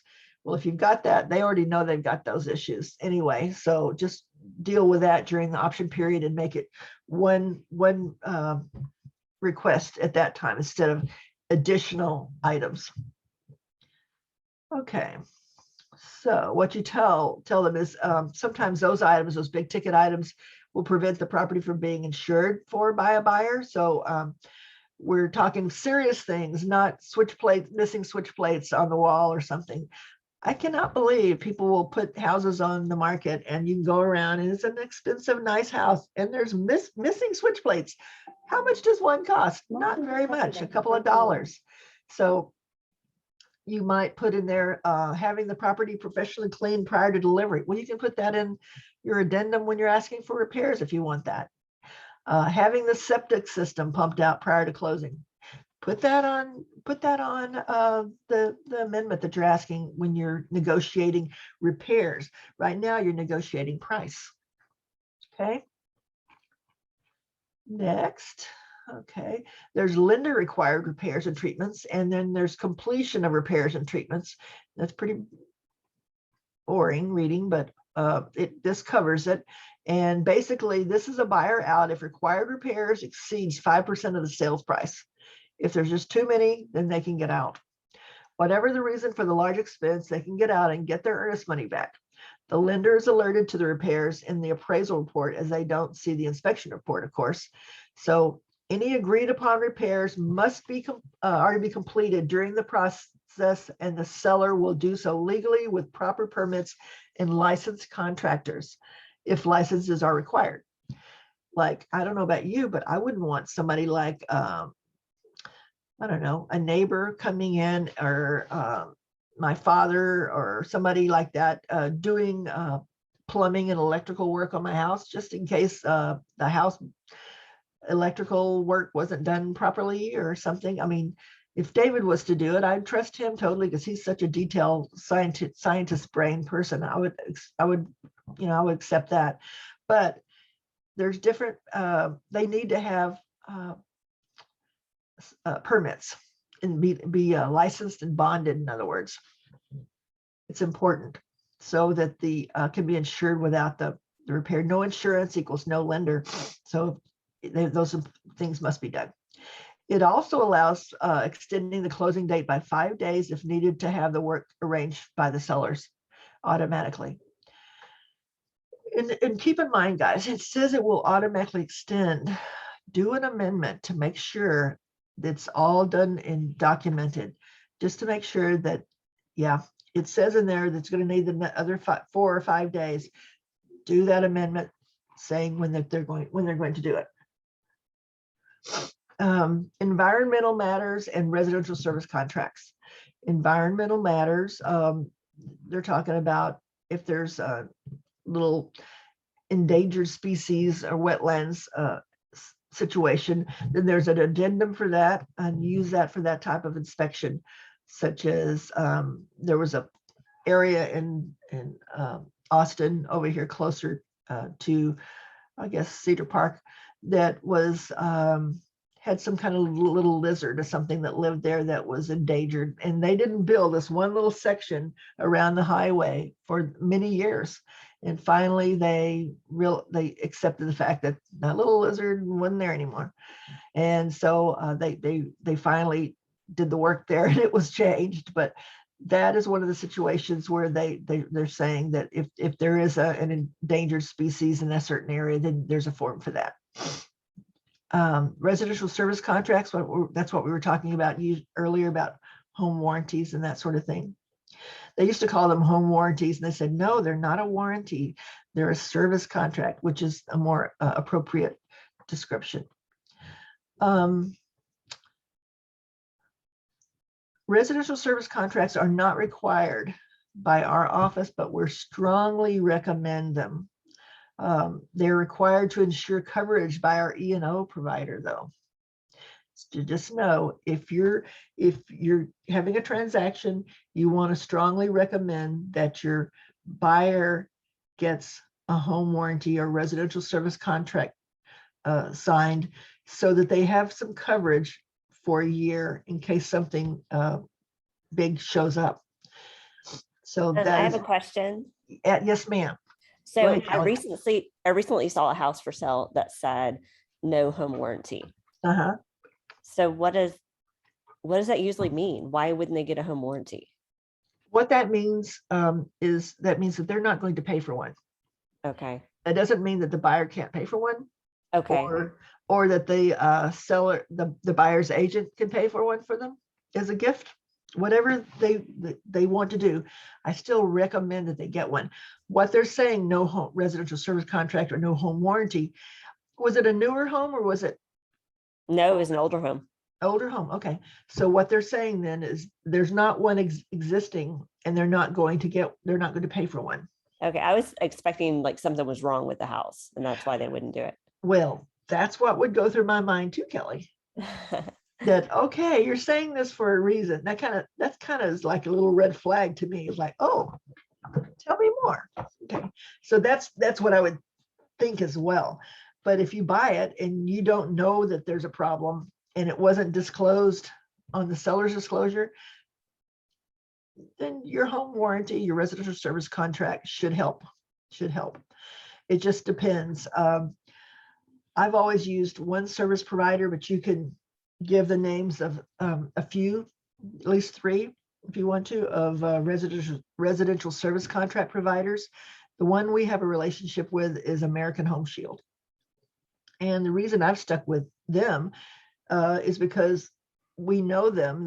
They Mary Ellen Schmidt, she's always gotten there and helped us out of a jam when there's a situation like that. Knowing somebody rather than just a complete stranger and not knowing somebody has always been more helpful. Residential service contracts usually have, well, not usually, they always have a service call amount that you'd have to pay regardless, even if you have one. It ranges between $60 and $80. And there may be limitations to what they'll cover. I'm sorry, this is my automatic door thing that goes off every now and then in case you hear that. Provide at least 3 names of companies. And keep in mind this is really important that you don't know until you learn, because I learned the hard way a few years ago, that if you don't choose a residential service contract provider, if your client doesn't, guess what? Title will just pick one out for them because they said that they will have to have one. So they just pull somebody name out and gives them a residential service contract from this other company that they may not have preferred to have. So just make sure that you let title know what your client decided, who they picked. You can give, there's usually links to online brochures of the providers. You can give them 3 links. They can look in there and see what coverage they want, which provider they want. Let them choose, because if you choose somebody for them, or even if title does, and it doesn't cover something that they wanted, guess what? They're going to be upset with either the title or with you because you picked the wrong one. So always let them pick. Let it be their choice. Same thing for inspectors or anything like that. Let's see. I already put all that down there. There's a residential service contract disclosure, of course, another document, TXR 2513, that you disclose whether there's a relationship or not.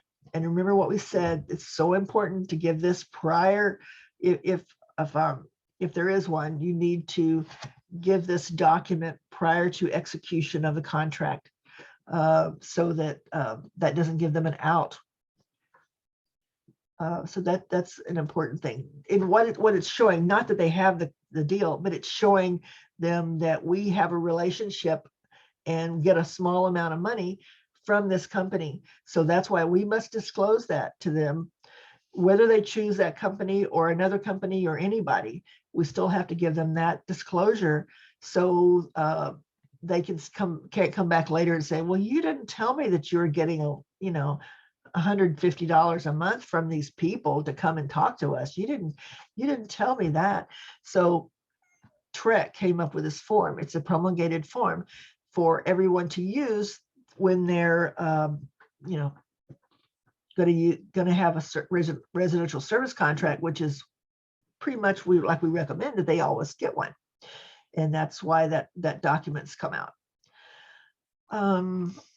Brokers and sales agents, broker or sales agent disclosure. Basically, it's saying if an agent or associate broker owns more than 10% or is involved in a trust for which the broker or sales agent acts as a trustee, or if they have a spouse, parent, or child who is a beneficiary of that property in some way financially, they must notify the other party in writing before entering into a contract. So if you're selling something for somebody, but you own a part of it, you must disclose that information to the buyers that you do receive something from that. Even if it's a little minute amount, it's the thing is they must be notified of it. Okay. Then part B is about broker's fees, and it's just saying this is all covered in listing agreements is basically what it's saying. So listing agreements will lay out what percentages, who gets what and who doesn't get what, anything. But keep in mind that we never ever pay a sub agent, because what that means is we pay a buyer's agent, but we don't pay a sub agent. And the reason is a sub agent is a buyer's agent that doesn't have a buyer's rep agreement with that person. So they don't have that fiduciary duty to that buyer. That makes them a sub agent of our brokerage. And we're not going to pay that, because if there's a legal issue that comes up down the road, we can't sue ourselves. There's nobody that they're associated with. They need to be associated with their own brokerage and have a legal representation for that buyer, because we can't sue them if they're a sub agent, if there's something drastically came up down the road. So because of that, that's why that's so important to say we put 0 for sub agents on any listing agreements. Okay. That's one of the things we look at when we're checking paperwork. Next, we have closing. This is just saying the closing of the sale will be, and it says up there, on or before a certain date. This must be filled in if you intend to close before that specified date. If you intend to close before that specified date, rather, let both lender and title company know that you want to do that, and see if it's feasible. Usually, if it's a vacant house, that there's a possibility that you could do that, but this not very often will they scoot it up faster like that, unless it's cash or something, then they can. But typically they're going to aim for whatever date is put on that contract there. And of course, if you've got a date on that contract and people are still in the house, there's probably no chance that you're going to be able to close it early, because people are very it's hard to get out of their homes I have seen just recently, somebody was in a home for like 40 years and they sold it, but they were out in time. They planned everything and they did a good job of getting out there on time and all, but it's very traumatizing to live someplace for 40 years and have 40 years of accumulations. And you have to be sympathetic to them for what they're dealing with, for all that they're going through. But you must specify to your clients, the sellers, that you got to be out of there before they do their walkthrough and we go to closing. So make sure you make arrangements to either store your stuff somewhere or something. Hopefully you don't have to move twice, but if you do, you've got to figure out that cost and deal with it, because you've got to be out of there. Sometimes they'll have a lease back to the sellers to let them stay in a few more days or something to arrange for everything. But that's typically if a buyer isn't waiting for the moving van to get there to deliver their stuff from another state or across the city or whatever. So it's whatever that date goes on there. Make sure, typically pick a day that's not a Friday, and typically not the last day of the month. That's when they're the busiest, is trying to close out the month. And also Friday, when they close, the buyers go, actually the sellers go and fill out their paperwork, letting go of the property. The buyers go and they fill out their part for purchasing the property. And then a certain period of time afterwards, it funds. It's not final until it funds. And I've always let people know, you don't get the keys until we get the money. So if we represent the sellers want to get their funds so they can move on and buy their next house or whatever. But funding doesn't happen automatically right there at that same exact minute that they sign the paper. It just doesn't happen that way. The buyers would need to have their money wired in, or have a way for the title company to have access to get that money in there and make sure that the funds are good and everything. And that takes time. So if you close on a Friday, guess what? You might not get paid till Monday or Tuesday. Don't choose a Friday. Choose first few days of the week is better than a Friday. Okay. It's not just because you don't get paid, but in my personal opinion, that's pretty important reason. We want to get you work hard, you take a lot of liability on, you're helping people, you want to get paid.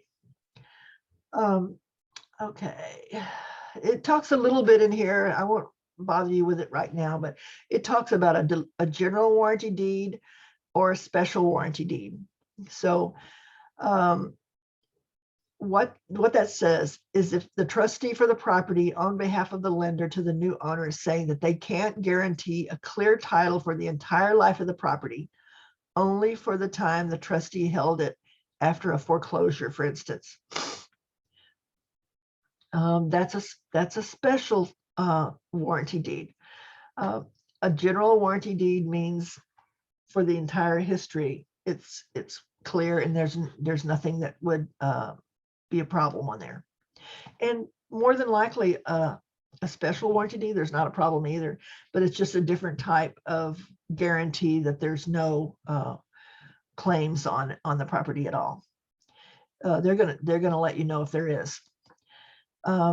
If a seller's agent wanted to close that loophole and they have a property with a special warranty deed, it could be indicated in special provisions that the seller will deliver a special warranty deed, and that would override any verbiage that gave the buyers an out by saying they don't want the special warranty deed. They put it in the contract, and then that's done. That's it. But you need to know whether it is a special warranty deed or a general warranty deed, and that's from title is going to let you know that. Closing is amended with a statutory change to the property code, noting that the buyer has to acknowledge to a tenant that the buyer has acquired the property and is responsible for the return of the security deposit. There's a notice to tenant of change in management and accountability for security deposit. That's Texas Realtor 2210. There's that form. There's also a new leasing form that's brand new that covers leases and gives all the details. So you don't have to remember to request the deposits and a copy of the lease and all of that sort of thing. It's all, you just have to check the boxes of how that works out. It's a good form. 10 is possession, buyer's possession. It's there's two choices. It's upon closing and funding, which is the best choice, or according to a temporary residential lease. And that could be a buyer's temporary residential lease where the buyer moves in early. You don't want to have that happen if you don't have to. Or a seller's temporary residential lease where the seller needs a few more days and it's okay with the buyer, if that's okay. Consult your insurance agent prior to change of ownership and possession because insurance coverage may be limited or terminated. So if the seller's staying in there a few extra days, they may owe you rent, or you could agree to let them stay in there for no rent. It's your choice, your client's choice rather, not your choice. But if they're staying in there in a property that they don't own anymore, they may need renter's insurance for a few days or however long they're in there, because if their things were to happen to the property and they were to lose some of their, something gave way and there was I don't know, flooding or a fire or something, then of course their items would not be covered. They'd just be out up a creek. So if they're staying in there, they need to think about renter's insurance. Whereas the same thing of because the present owner is going to have coverage of the dwelling itself, but the interior items, that wouldn't necessarily be, because that's not their items. So always think about that as well. Another part that they added to this possession is about smart devices. And here we're talking about, ALEXE, I can't say it here, or Google devices. So anyway, they're talking about that. And what you really need to make sure is that if something is on the wall, if it's just one of those little round things that's movable, then that doesn't stay. But if it's something permanent there, you need to, I would consider changing the password or whatever to have access to that, to something generic, so you can give them that number. Like mostly that's for something like what's the what's the temperature thing? That's the nest. That would be for like a nest or something. That would be important, because what we have, a funny story is, a seller sold a house, the buyers moved in, a couple of months later, they run into each other, and the seller says, I really like what you've done to the backyard. And they're going, what the heck? How do you know what I've done to my backyard? It's because they still have access. They can see what's going on there. So that's pretty freaky. So that got, I think that situation got taken care of right then. But just know that we need to make sure that the sellers do no longer have access and to cameras or anything that's on the property there. That was kind of creepy, but anyway, that happened. Let's see, seller's temporary residential lease, it tells a little bit about that. Buyer's temporary residential lease helps you out with those items and what numbers they are. It's talking about smart devices, although sometimes I don't think she's very smart, but she enters in my conversations when I'm not expecting. But anyway, it's advised to have sellers change their passwords for those types of items.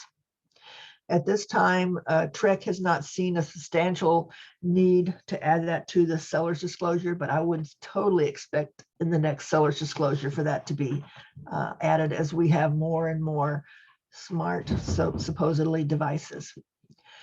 Number 11 is special provisions. Pretty much, if we don't have to, we don't want to put anything in there, because depending on what you put in there, it could be looked at as you practicing law.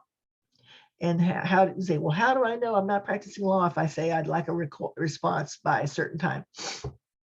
Well, pretty much, if you put in there something to the effect of, if this happens, then that happens, you're practicing law. But you could say, buyer requests a professional clean by so-and-so provider before closing. That's not practicing law. That you could say, we request a response by 6 o'clock on Saturday, or whatever it is you want to put in there.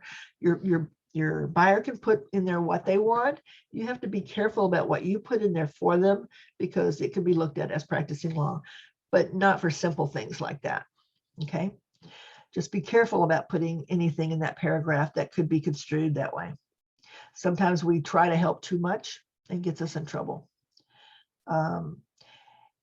Anything that's covered in a TREC form should not go in this paragraph, like refrigerator and kitchen remains in the property. You would use a non-realty item addendum for that. That's what they're talking about. Use the proper document for, instead of putting it in that paragraph. You could add additional buyers if you didn't have enough room in the first paragraph of the contract. You could add additional buyers' names to this, or sellers, or an additional longer address for the property, if it's a book and page or numbers or whatever, that sort of thing. You could offer a deadline for a response. I don't think anybody's doing that much anymore, but it's a new world out there, so we're kind of just minding our P's and Q's and that sort of thing. We can't put any lease purchase information, because we can't do lease purchases, because there are no forms for that. There are no promulgated forms for that. Let's put it that way. That's when you have a purchase, but you're also leasing it to them or something. You can't do that. We're not attorneys, so we can't do that. An attorney could do that for them, but we don't. We're in the business to sell the property, not to lease it necessarily. There may be some situations where, yes, we're doing leasing it for them, but in a sale, you don't want to have the two combined. You cannot use an escalation clause. Do not use an escalation clause. And that what that's saying is, buyer will offer $1,000 or $2,000, whatever it is they want dollars over highest and best offer. You're trying to get you want to get the property for your clients. We can't do that. We're not attorneys, so we can't do that. That's where you're offering a dollar amount over a highest offer. That will get us in trouble. That's considered practicing law and Trick says we can't do that. Now you'll see some from, there's one brokerage in particular that uses that and had an attorney create this form. You need to explain to your client how it's not to their advantage to do that, to accept that. What they didn't tell them at that firm is that each time they use that form for an escalation clause, that is meant legally for them to have for individual transaction, not as a blanket for everybody in that firm.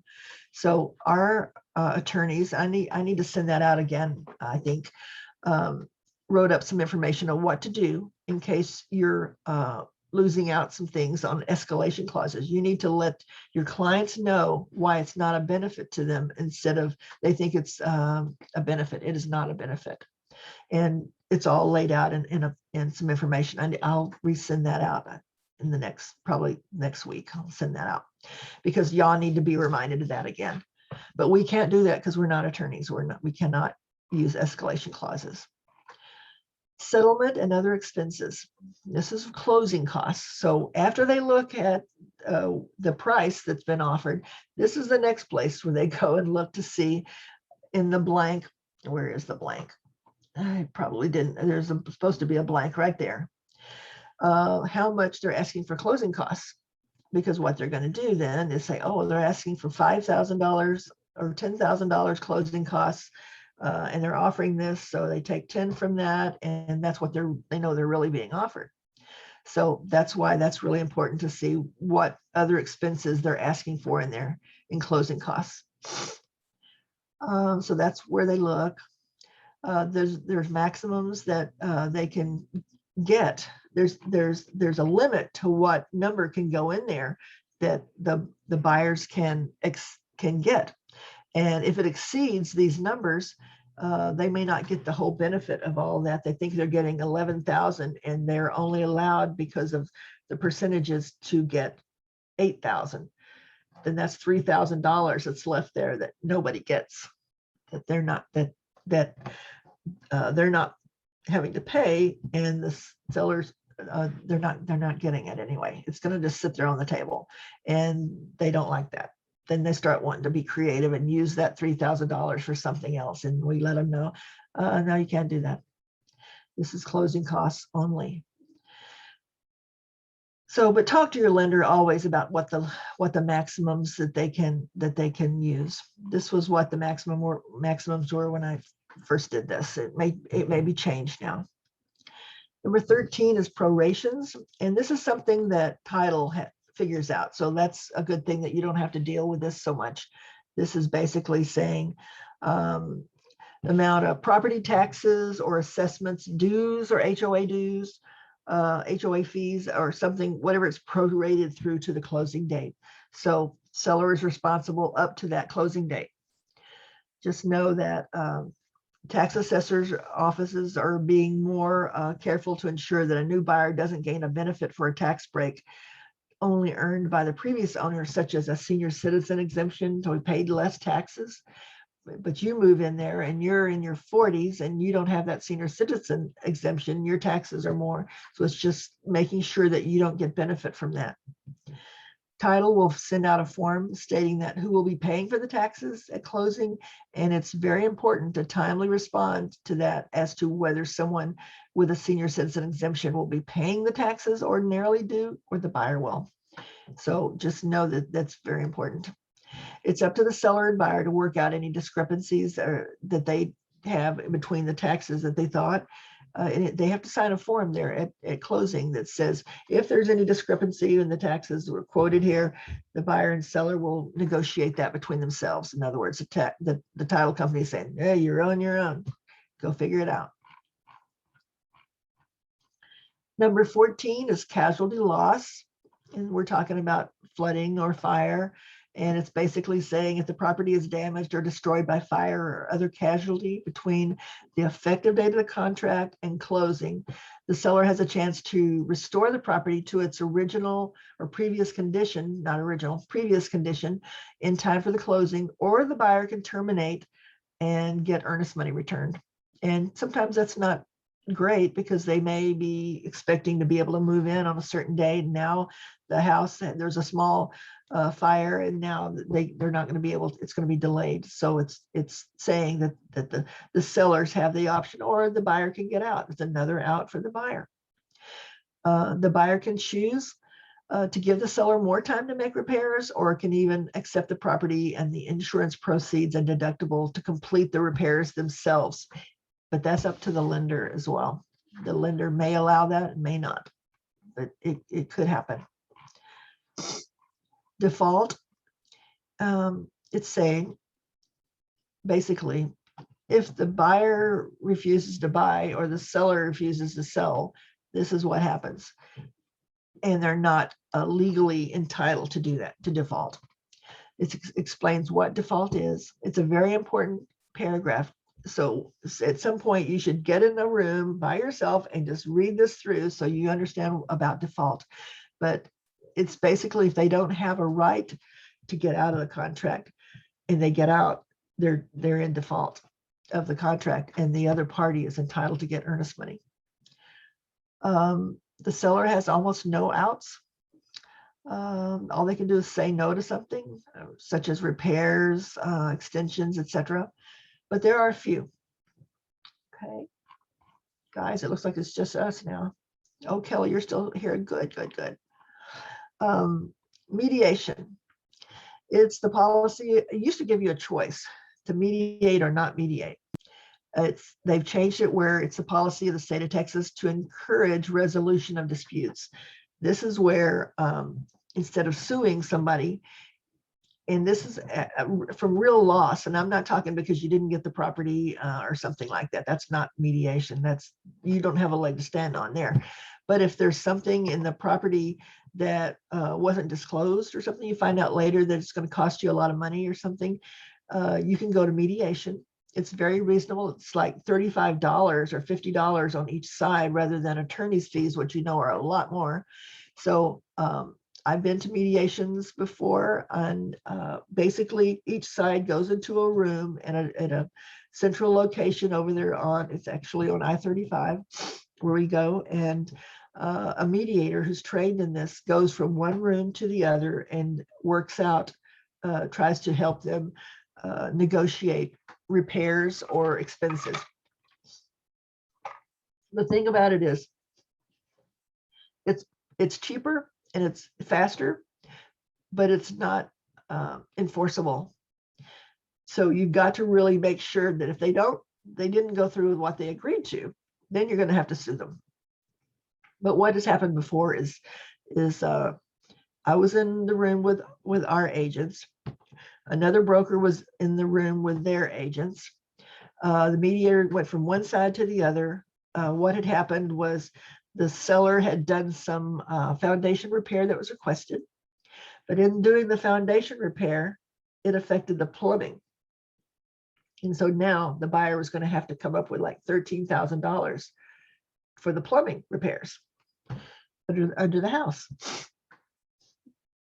So she was like desperate to get some help with that. So we got that, the other side showed up with their attorney, even sitting in this other room, and I'm sitting here with our agent and their client and our client, and we worked it out, and we got her $10,000 from them, and we threw in a couple $1,000 to help her get the repairs that she needed. But it was like back and forth, you know. No, I told the client and agent, don't say anything when the mediator comes here.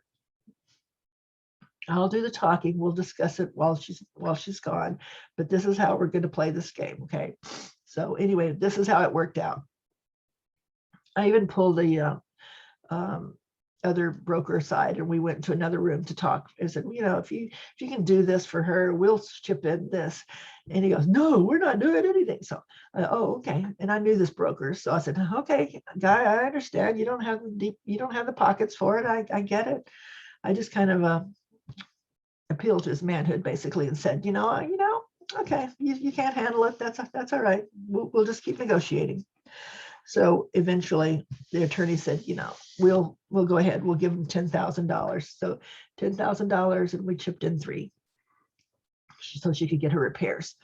And then the next day, the lady who's on the other side showed up with a check, certified funds for their $10,000. So we made our client happy, got her, you know, what she needed without having to have a lot of expense for attorneys and all, because when you have to get the attorneys involved, the only people who make money are the attorneys. And then it says here, after mediation, it talks about attorney's fees. We don't use attorneys so much here. Some states, they use attorneys rather than title companies. But generally speaking, we don't have attorneys involved in this. And we'd really like to keep them out of, if at all possible, because all they want to do is mark up the contract and scratch through everything. We already went over that. Attorney's fees, pretty clear. Alice, I have a quick question on Sure.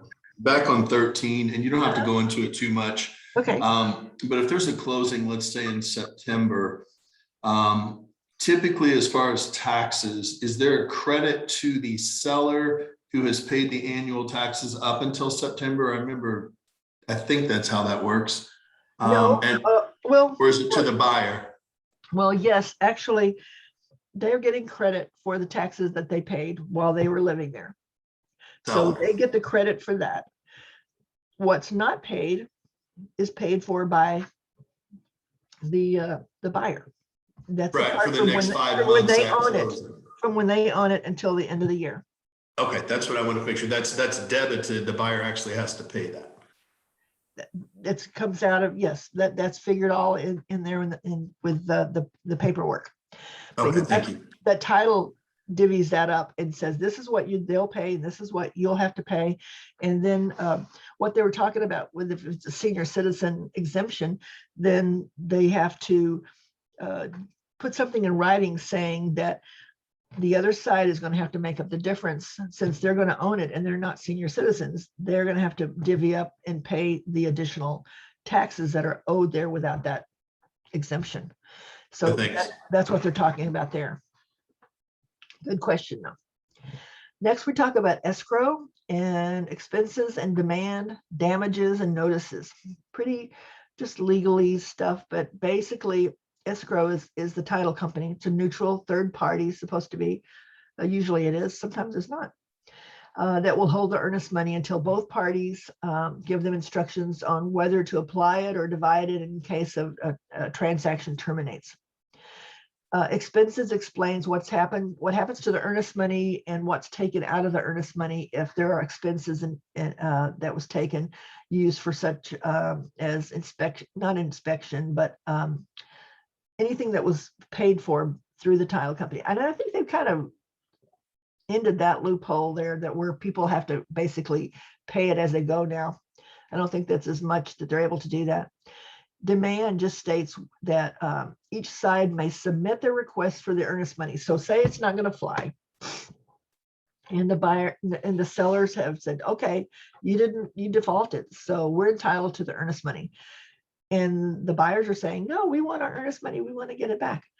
So each side should send a release of earnest money to the title and to the other agent, asking for the earnest money. If you have to explain to your client, well, I'm sorry, I have to tell you the difficult things.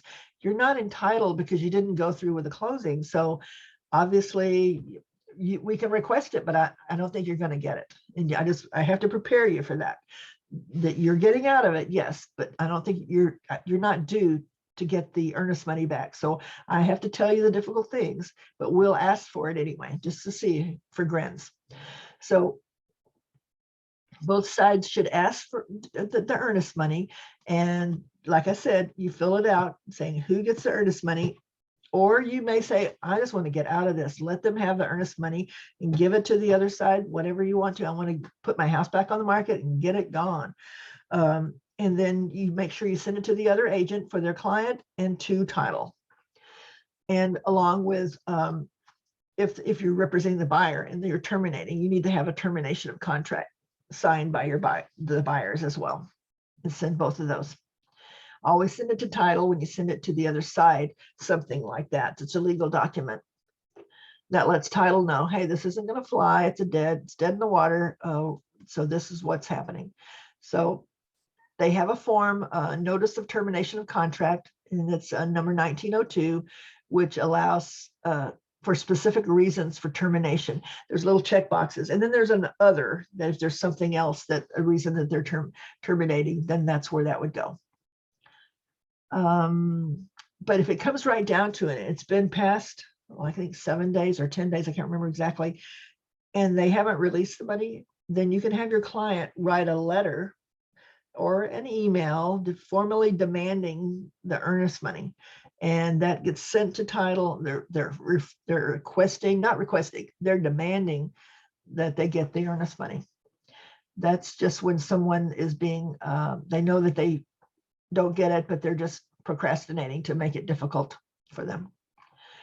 Damages explains that if a party's owed the earnest money through default, and the losing side doesn't sign the release within seven days, they can take them to court for damages, earnest money, reasonable attorney's fees, and all costs of a lawsuit, which they should not want to do. They should negotiate that, or I've seen them split it before, or I've seen them say, fine, just let them have it. I want my property free so I can sell it to someone else. Notices just says that all notices can be sent via email, fax, and mail, or hand delivered to the information shown in paragraph 21. Well, we're not to 21 yet, but when we get to 21, that's very important to put your client's information in there of where they can, title even looks at that to see where to send paperwork to your client. Number 19 is representations. It's just saying if the seller has misrepresented anything in the contract, such as liens, etc., they will be considered in default, and your client can continue on and let them fix it, or they can get out of it. But basically, that's what representations are about. Federal tax requirements are about a foreign person buying property, someone who is not part of the U.S. government tax system. It's not going to be paying income tax, not income tax, but yeah, I guess it is tax from selling their property. So therefore, they don't have to report income to the IRS, i.e. they don't have a social security number or a green card. A green card, you can still buy property. The title company is the one that will be watching this and monitoring that and holding them. Actually, they will hold some sale proceeds to make sure taxes are paid out of it from them.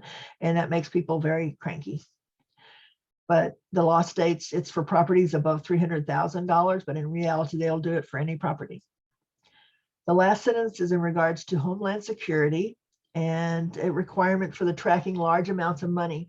That's why title doesn't like to have a suitcase full of $100 bills there for closing. They want to have it wired. They can trace it. And they know where it comes from. The report includes serial numbers of all the bills used, and that's why title companies don't want cash. They don't want to have to deal with all of that. And there's paragraph 21 where we're talking about notices. Notices, all notices from one party to the other must be in writing and are effective when mailed to, hand delivered, or transmitted. So put your client's information on whichever side you're in there so that notices can be sent there. It's very important to be filled in because the title is going to look there to see where to send stuff. You have a page at the end of the contract here where you can put your information, but this is for your client's information. Absent an address or email in the client, the notices cannot be sent to the clients by the title company. But it's very important that this is filled in so notices can be sent directly to the clients listed in this section. Delivery to the agents puts you responsible for timely delivering the information to the client. If you're out of town or something and something comes in that you need to notify your client, you would have to be responsible for doing that, and you might miss that email from title or something. You want to put title in control of notifying things like that to your client for you and take you out of that pressure there. So you could put an email address of yours on there in addition to there, but you're going to have a place for your email address at the end of the contract. So you don't really need to do that. Agreement of the parties. This is what this is saying is all of these documents here which ones of these are a party to this? There could be a third-party financing addendum. There could be addendum for property subject to mandatory membership in an owners association, HOA. Could be a temporary lease. Could be anything. There's a couple of other places over here for other items that aren't listed. There could be a PID notice there, PID. Oh no, they've added that one now. Addendums obtaining notice of obligation to pay improvement district assessments. So they already added that one. It could be addendum regarding fixture leases or residential leases, whatever it is. If it's not on here, and you just check other and put the number of the document and the name of the document on there. So I think non-realty item addendum is one of them that's not on there. So you would add that. I don't think that's on there. I don't think they've added that one. No. So you would add that on there. Residential service contract disclosure. Did they have that one? No. No, they didn't. They do have the addendum concerning right to terminate due to lender's appraisal. That's a real unpopular one right now. But that's one, just check the box of the documents that are included here. The one thing that you'll never put on here under other is seller's disclosure. Seller's disclosure is a disclosure, a notice from one side to the other. It's not a document that's tied to this contract. It's tied about the property, and it's important to have, but it's not something that you would add on here. That's the one item. That's where any addenda would be noted. And I put it in here for your future notes. A seller's disclosure is not mentioned on the contract paragraph as it is a notice between the principals. So that's not added. They just added a few extra boxes, basically. This section 23 is where you would put attorneys' names. This is usually blank. There's usually not represented by attorneys. Occasionally you'll have an attorney information on one side or the other, the buyer side or something, but typically you don't see that. We don't want to see that if we don't have to. This is reminding clients that buyers and sellers aren't attorneys and can't give legal advice. So that's why it's saying consult attorneys before signing. That's a real good protection for us as agents that says, don't do it. We can't tell you things of legal nature because we're not attorneys. So that's that. Then here's the really important thing. They put a block around it because it's so important, and that's executed the blank day of blank 2021 or whenever. That's the effective date. Whoever has it last, whoever is gotten their client to initial and sign last, fills in that date. And don't just go by an electronic signature under buyer or seller and use that date. Most of those you can't read anyway. So whatever date that the last person signed or initialed, that date goes in there. Okay, that's important. And the reason they've got a block around it is because it is so important, because that date is the date that the clock starts ticking with all the items. Like from that date to option, to when earnest money, the same thing as earnest money, that obviously that's the same date as option, but what does it say? Anyway, that's the date that it starts, and it doesn't start that date. So if you put today's date in there, effective, everybody signed it as of today, tomorrow is day one. For financing, I was trying to think. Financing, everything starts from that day one. So tomorrow is the first day, and you have like, let's say 21 days or something like that for financing. You may have put in 7 to 10 days for option period. Then you just need to know that's why that date is so important, to know when the clock starts ticking. When that last person, that last agent fills that date in, then it's important to communicate that to the other agent and send the copy of that with that date filled in there, so they know that the date starts tomorrow as well, that it's gotten signed. So today is 0 day, tomorrow is day 1. And be sure an effective date is filled in, and title will not fill it in for you if you didn't do it. Just know that is that had gotten done one time. I am familiar with in Lakeway area, and they asked the title company to fill in the date. Guess what? The other side didn't like that date. They said, no, that's not when it was signed. It was signed this other date, which would have given them another day to get out of the contract. So title will not touch that with a 10-foot pole. They'll ask you to fill it in, whoever signed it last, and send it to them. And then that's when it starts ticking.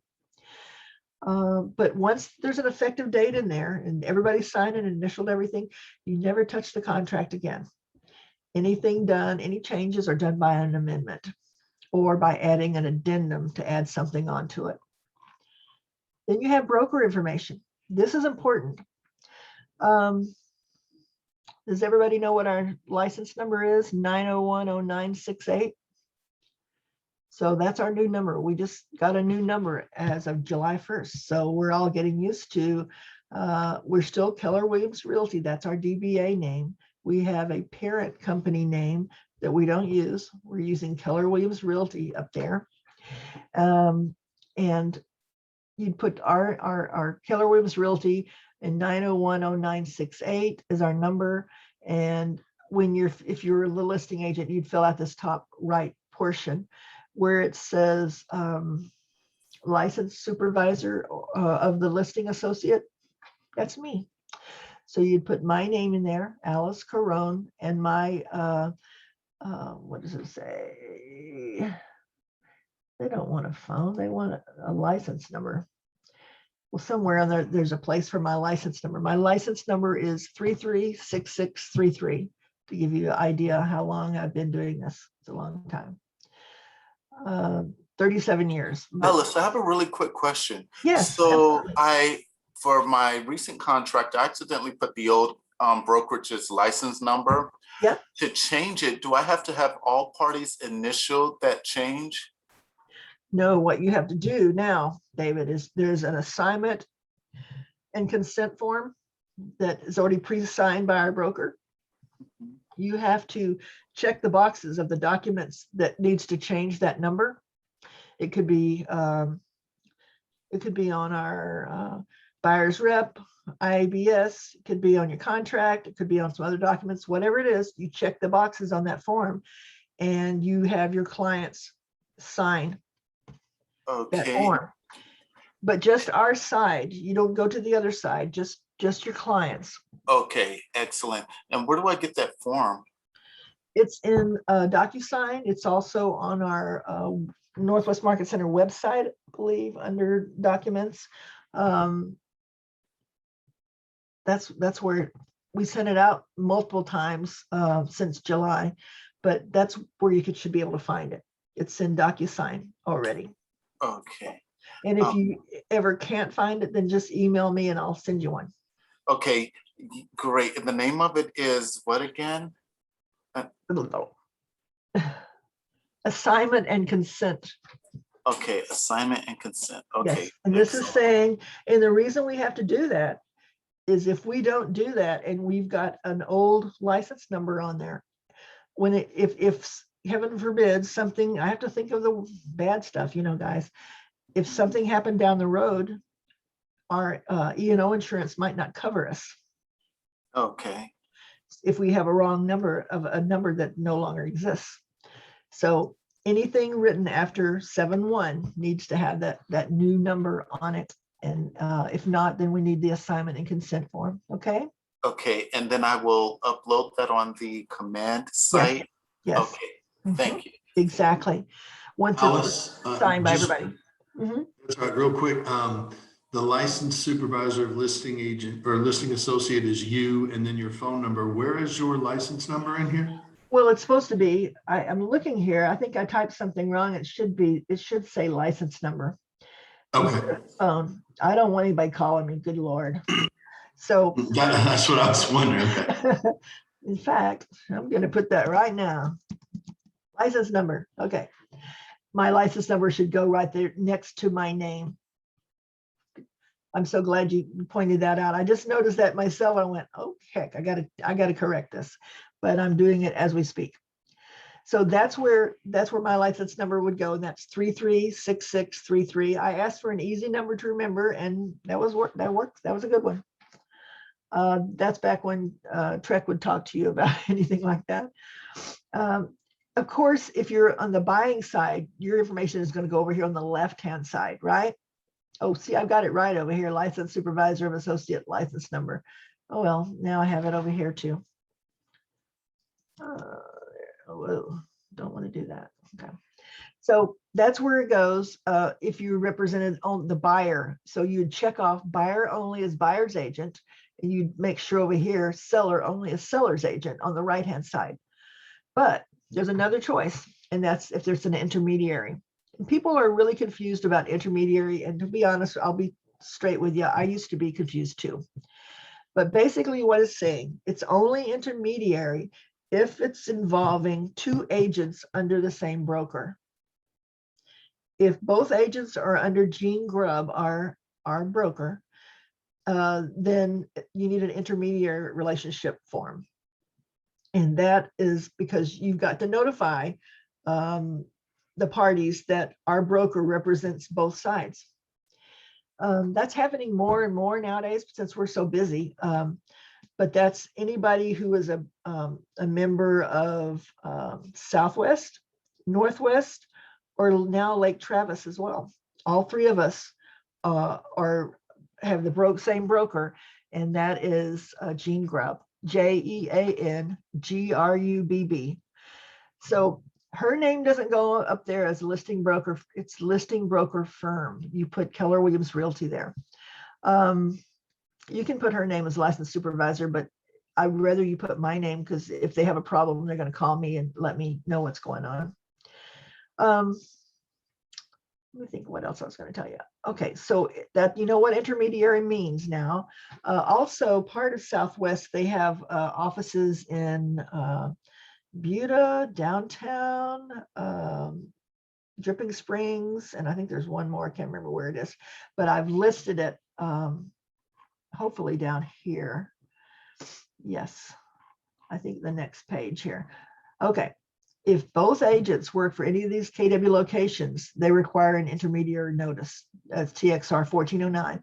I've listed them, the different areas: Northwest, Southwest, Bastrop, Dripping Springs, Buda, Austin Portfolio, or Lake Travis. Gene Grubb is the broker for all of those locations.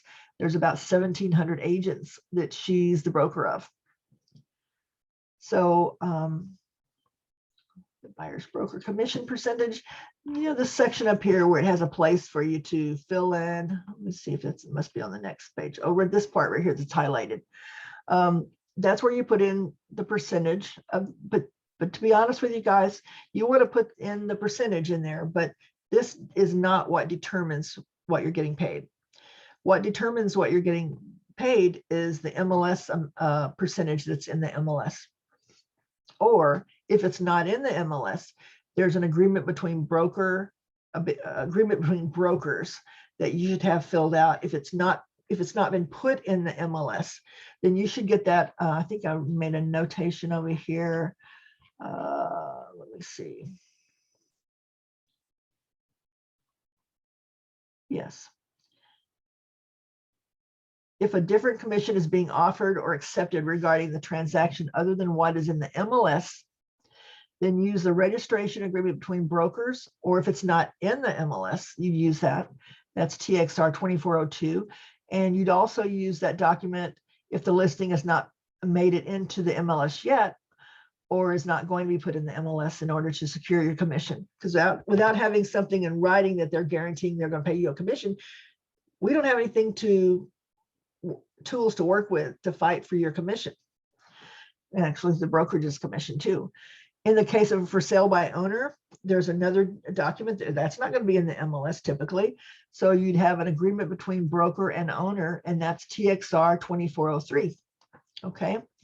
So remember, our name on contracts is Keller Williams Realty, and our license number is 9010968. Be sure and do not use the old number or your number in the line for the listing broker or other broker. And I'm the supervisor and license number, and that's what it is right there. So I've tried to put everything down for notes for you. The option fee receipt gets put in here, and that used to say listing agent, and now it says escrow agent. So title will fill that out and get that taken care of. Remember, they've got 3 days for delivery, depending on when it's signed. But I also added, if an additional option fee is required to extend option period, that check would be made payable to the sellers and given to their agent directly, so the agent can receipt that additional option fee. That's the only time. Earnest money receipt, escrow agent, and they'd fill that out. And once it has an effective date, you never touch it again. I want to bring that home to you again. We don't initial anything later than that. No changes are made on there.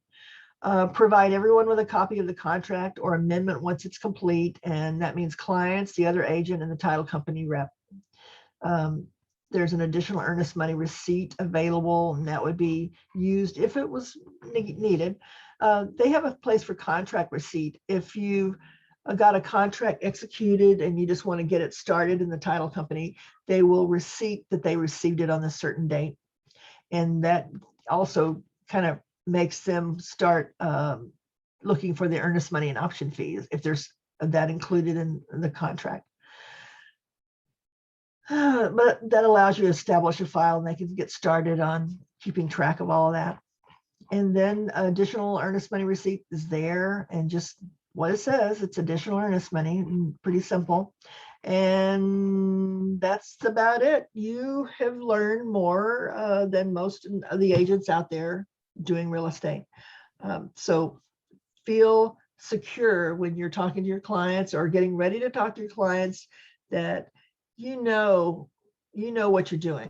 And when you refer back to this, and you probably will have to refer, I create a, you're gonna laugh at me, but I have a binder that I keep all my stuff in. This is my reference binder.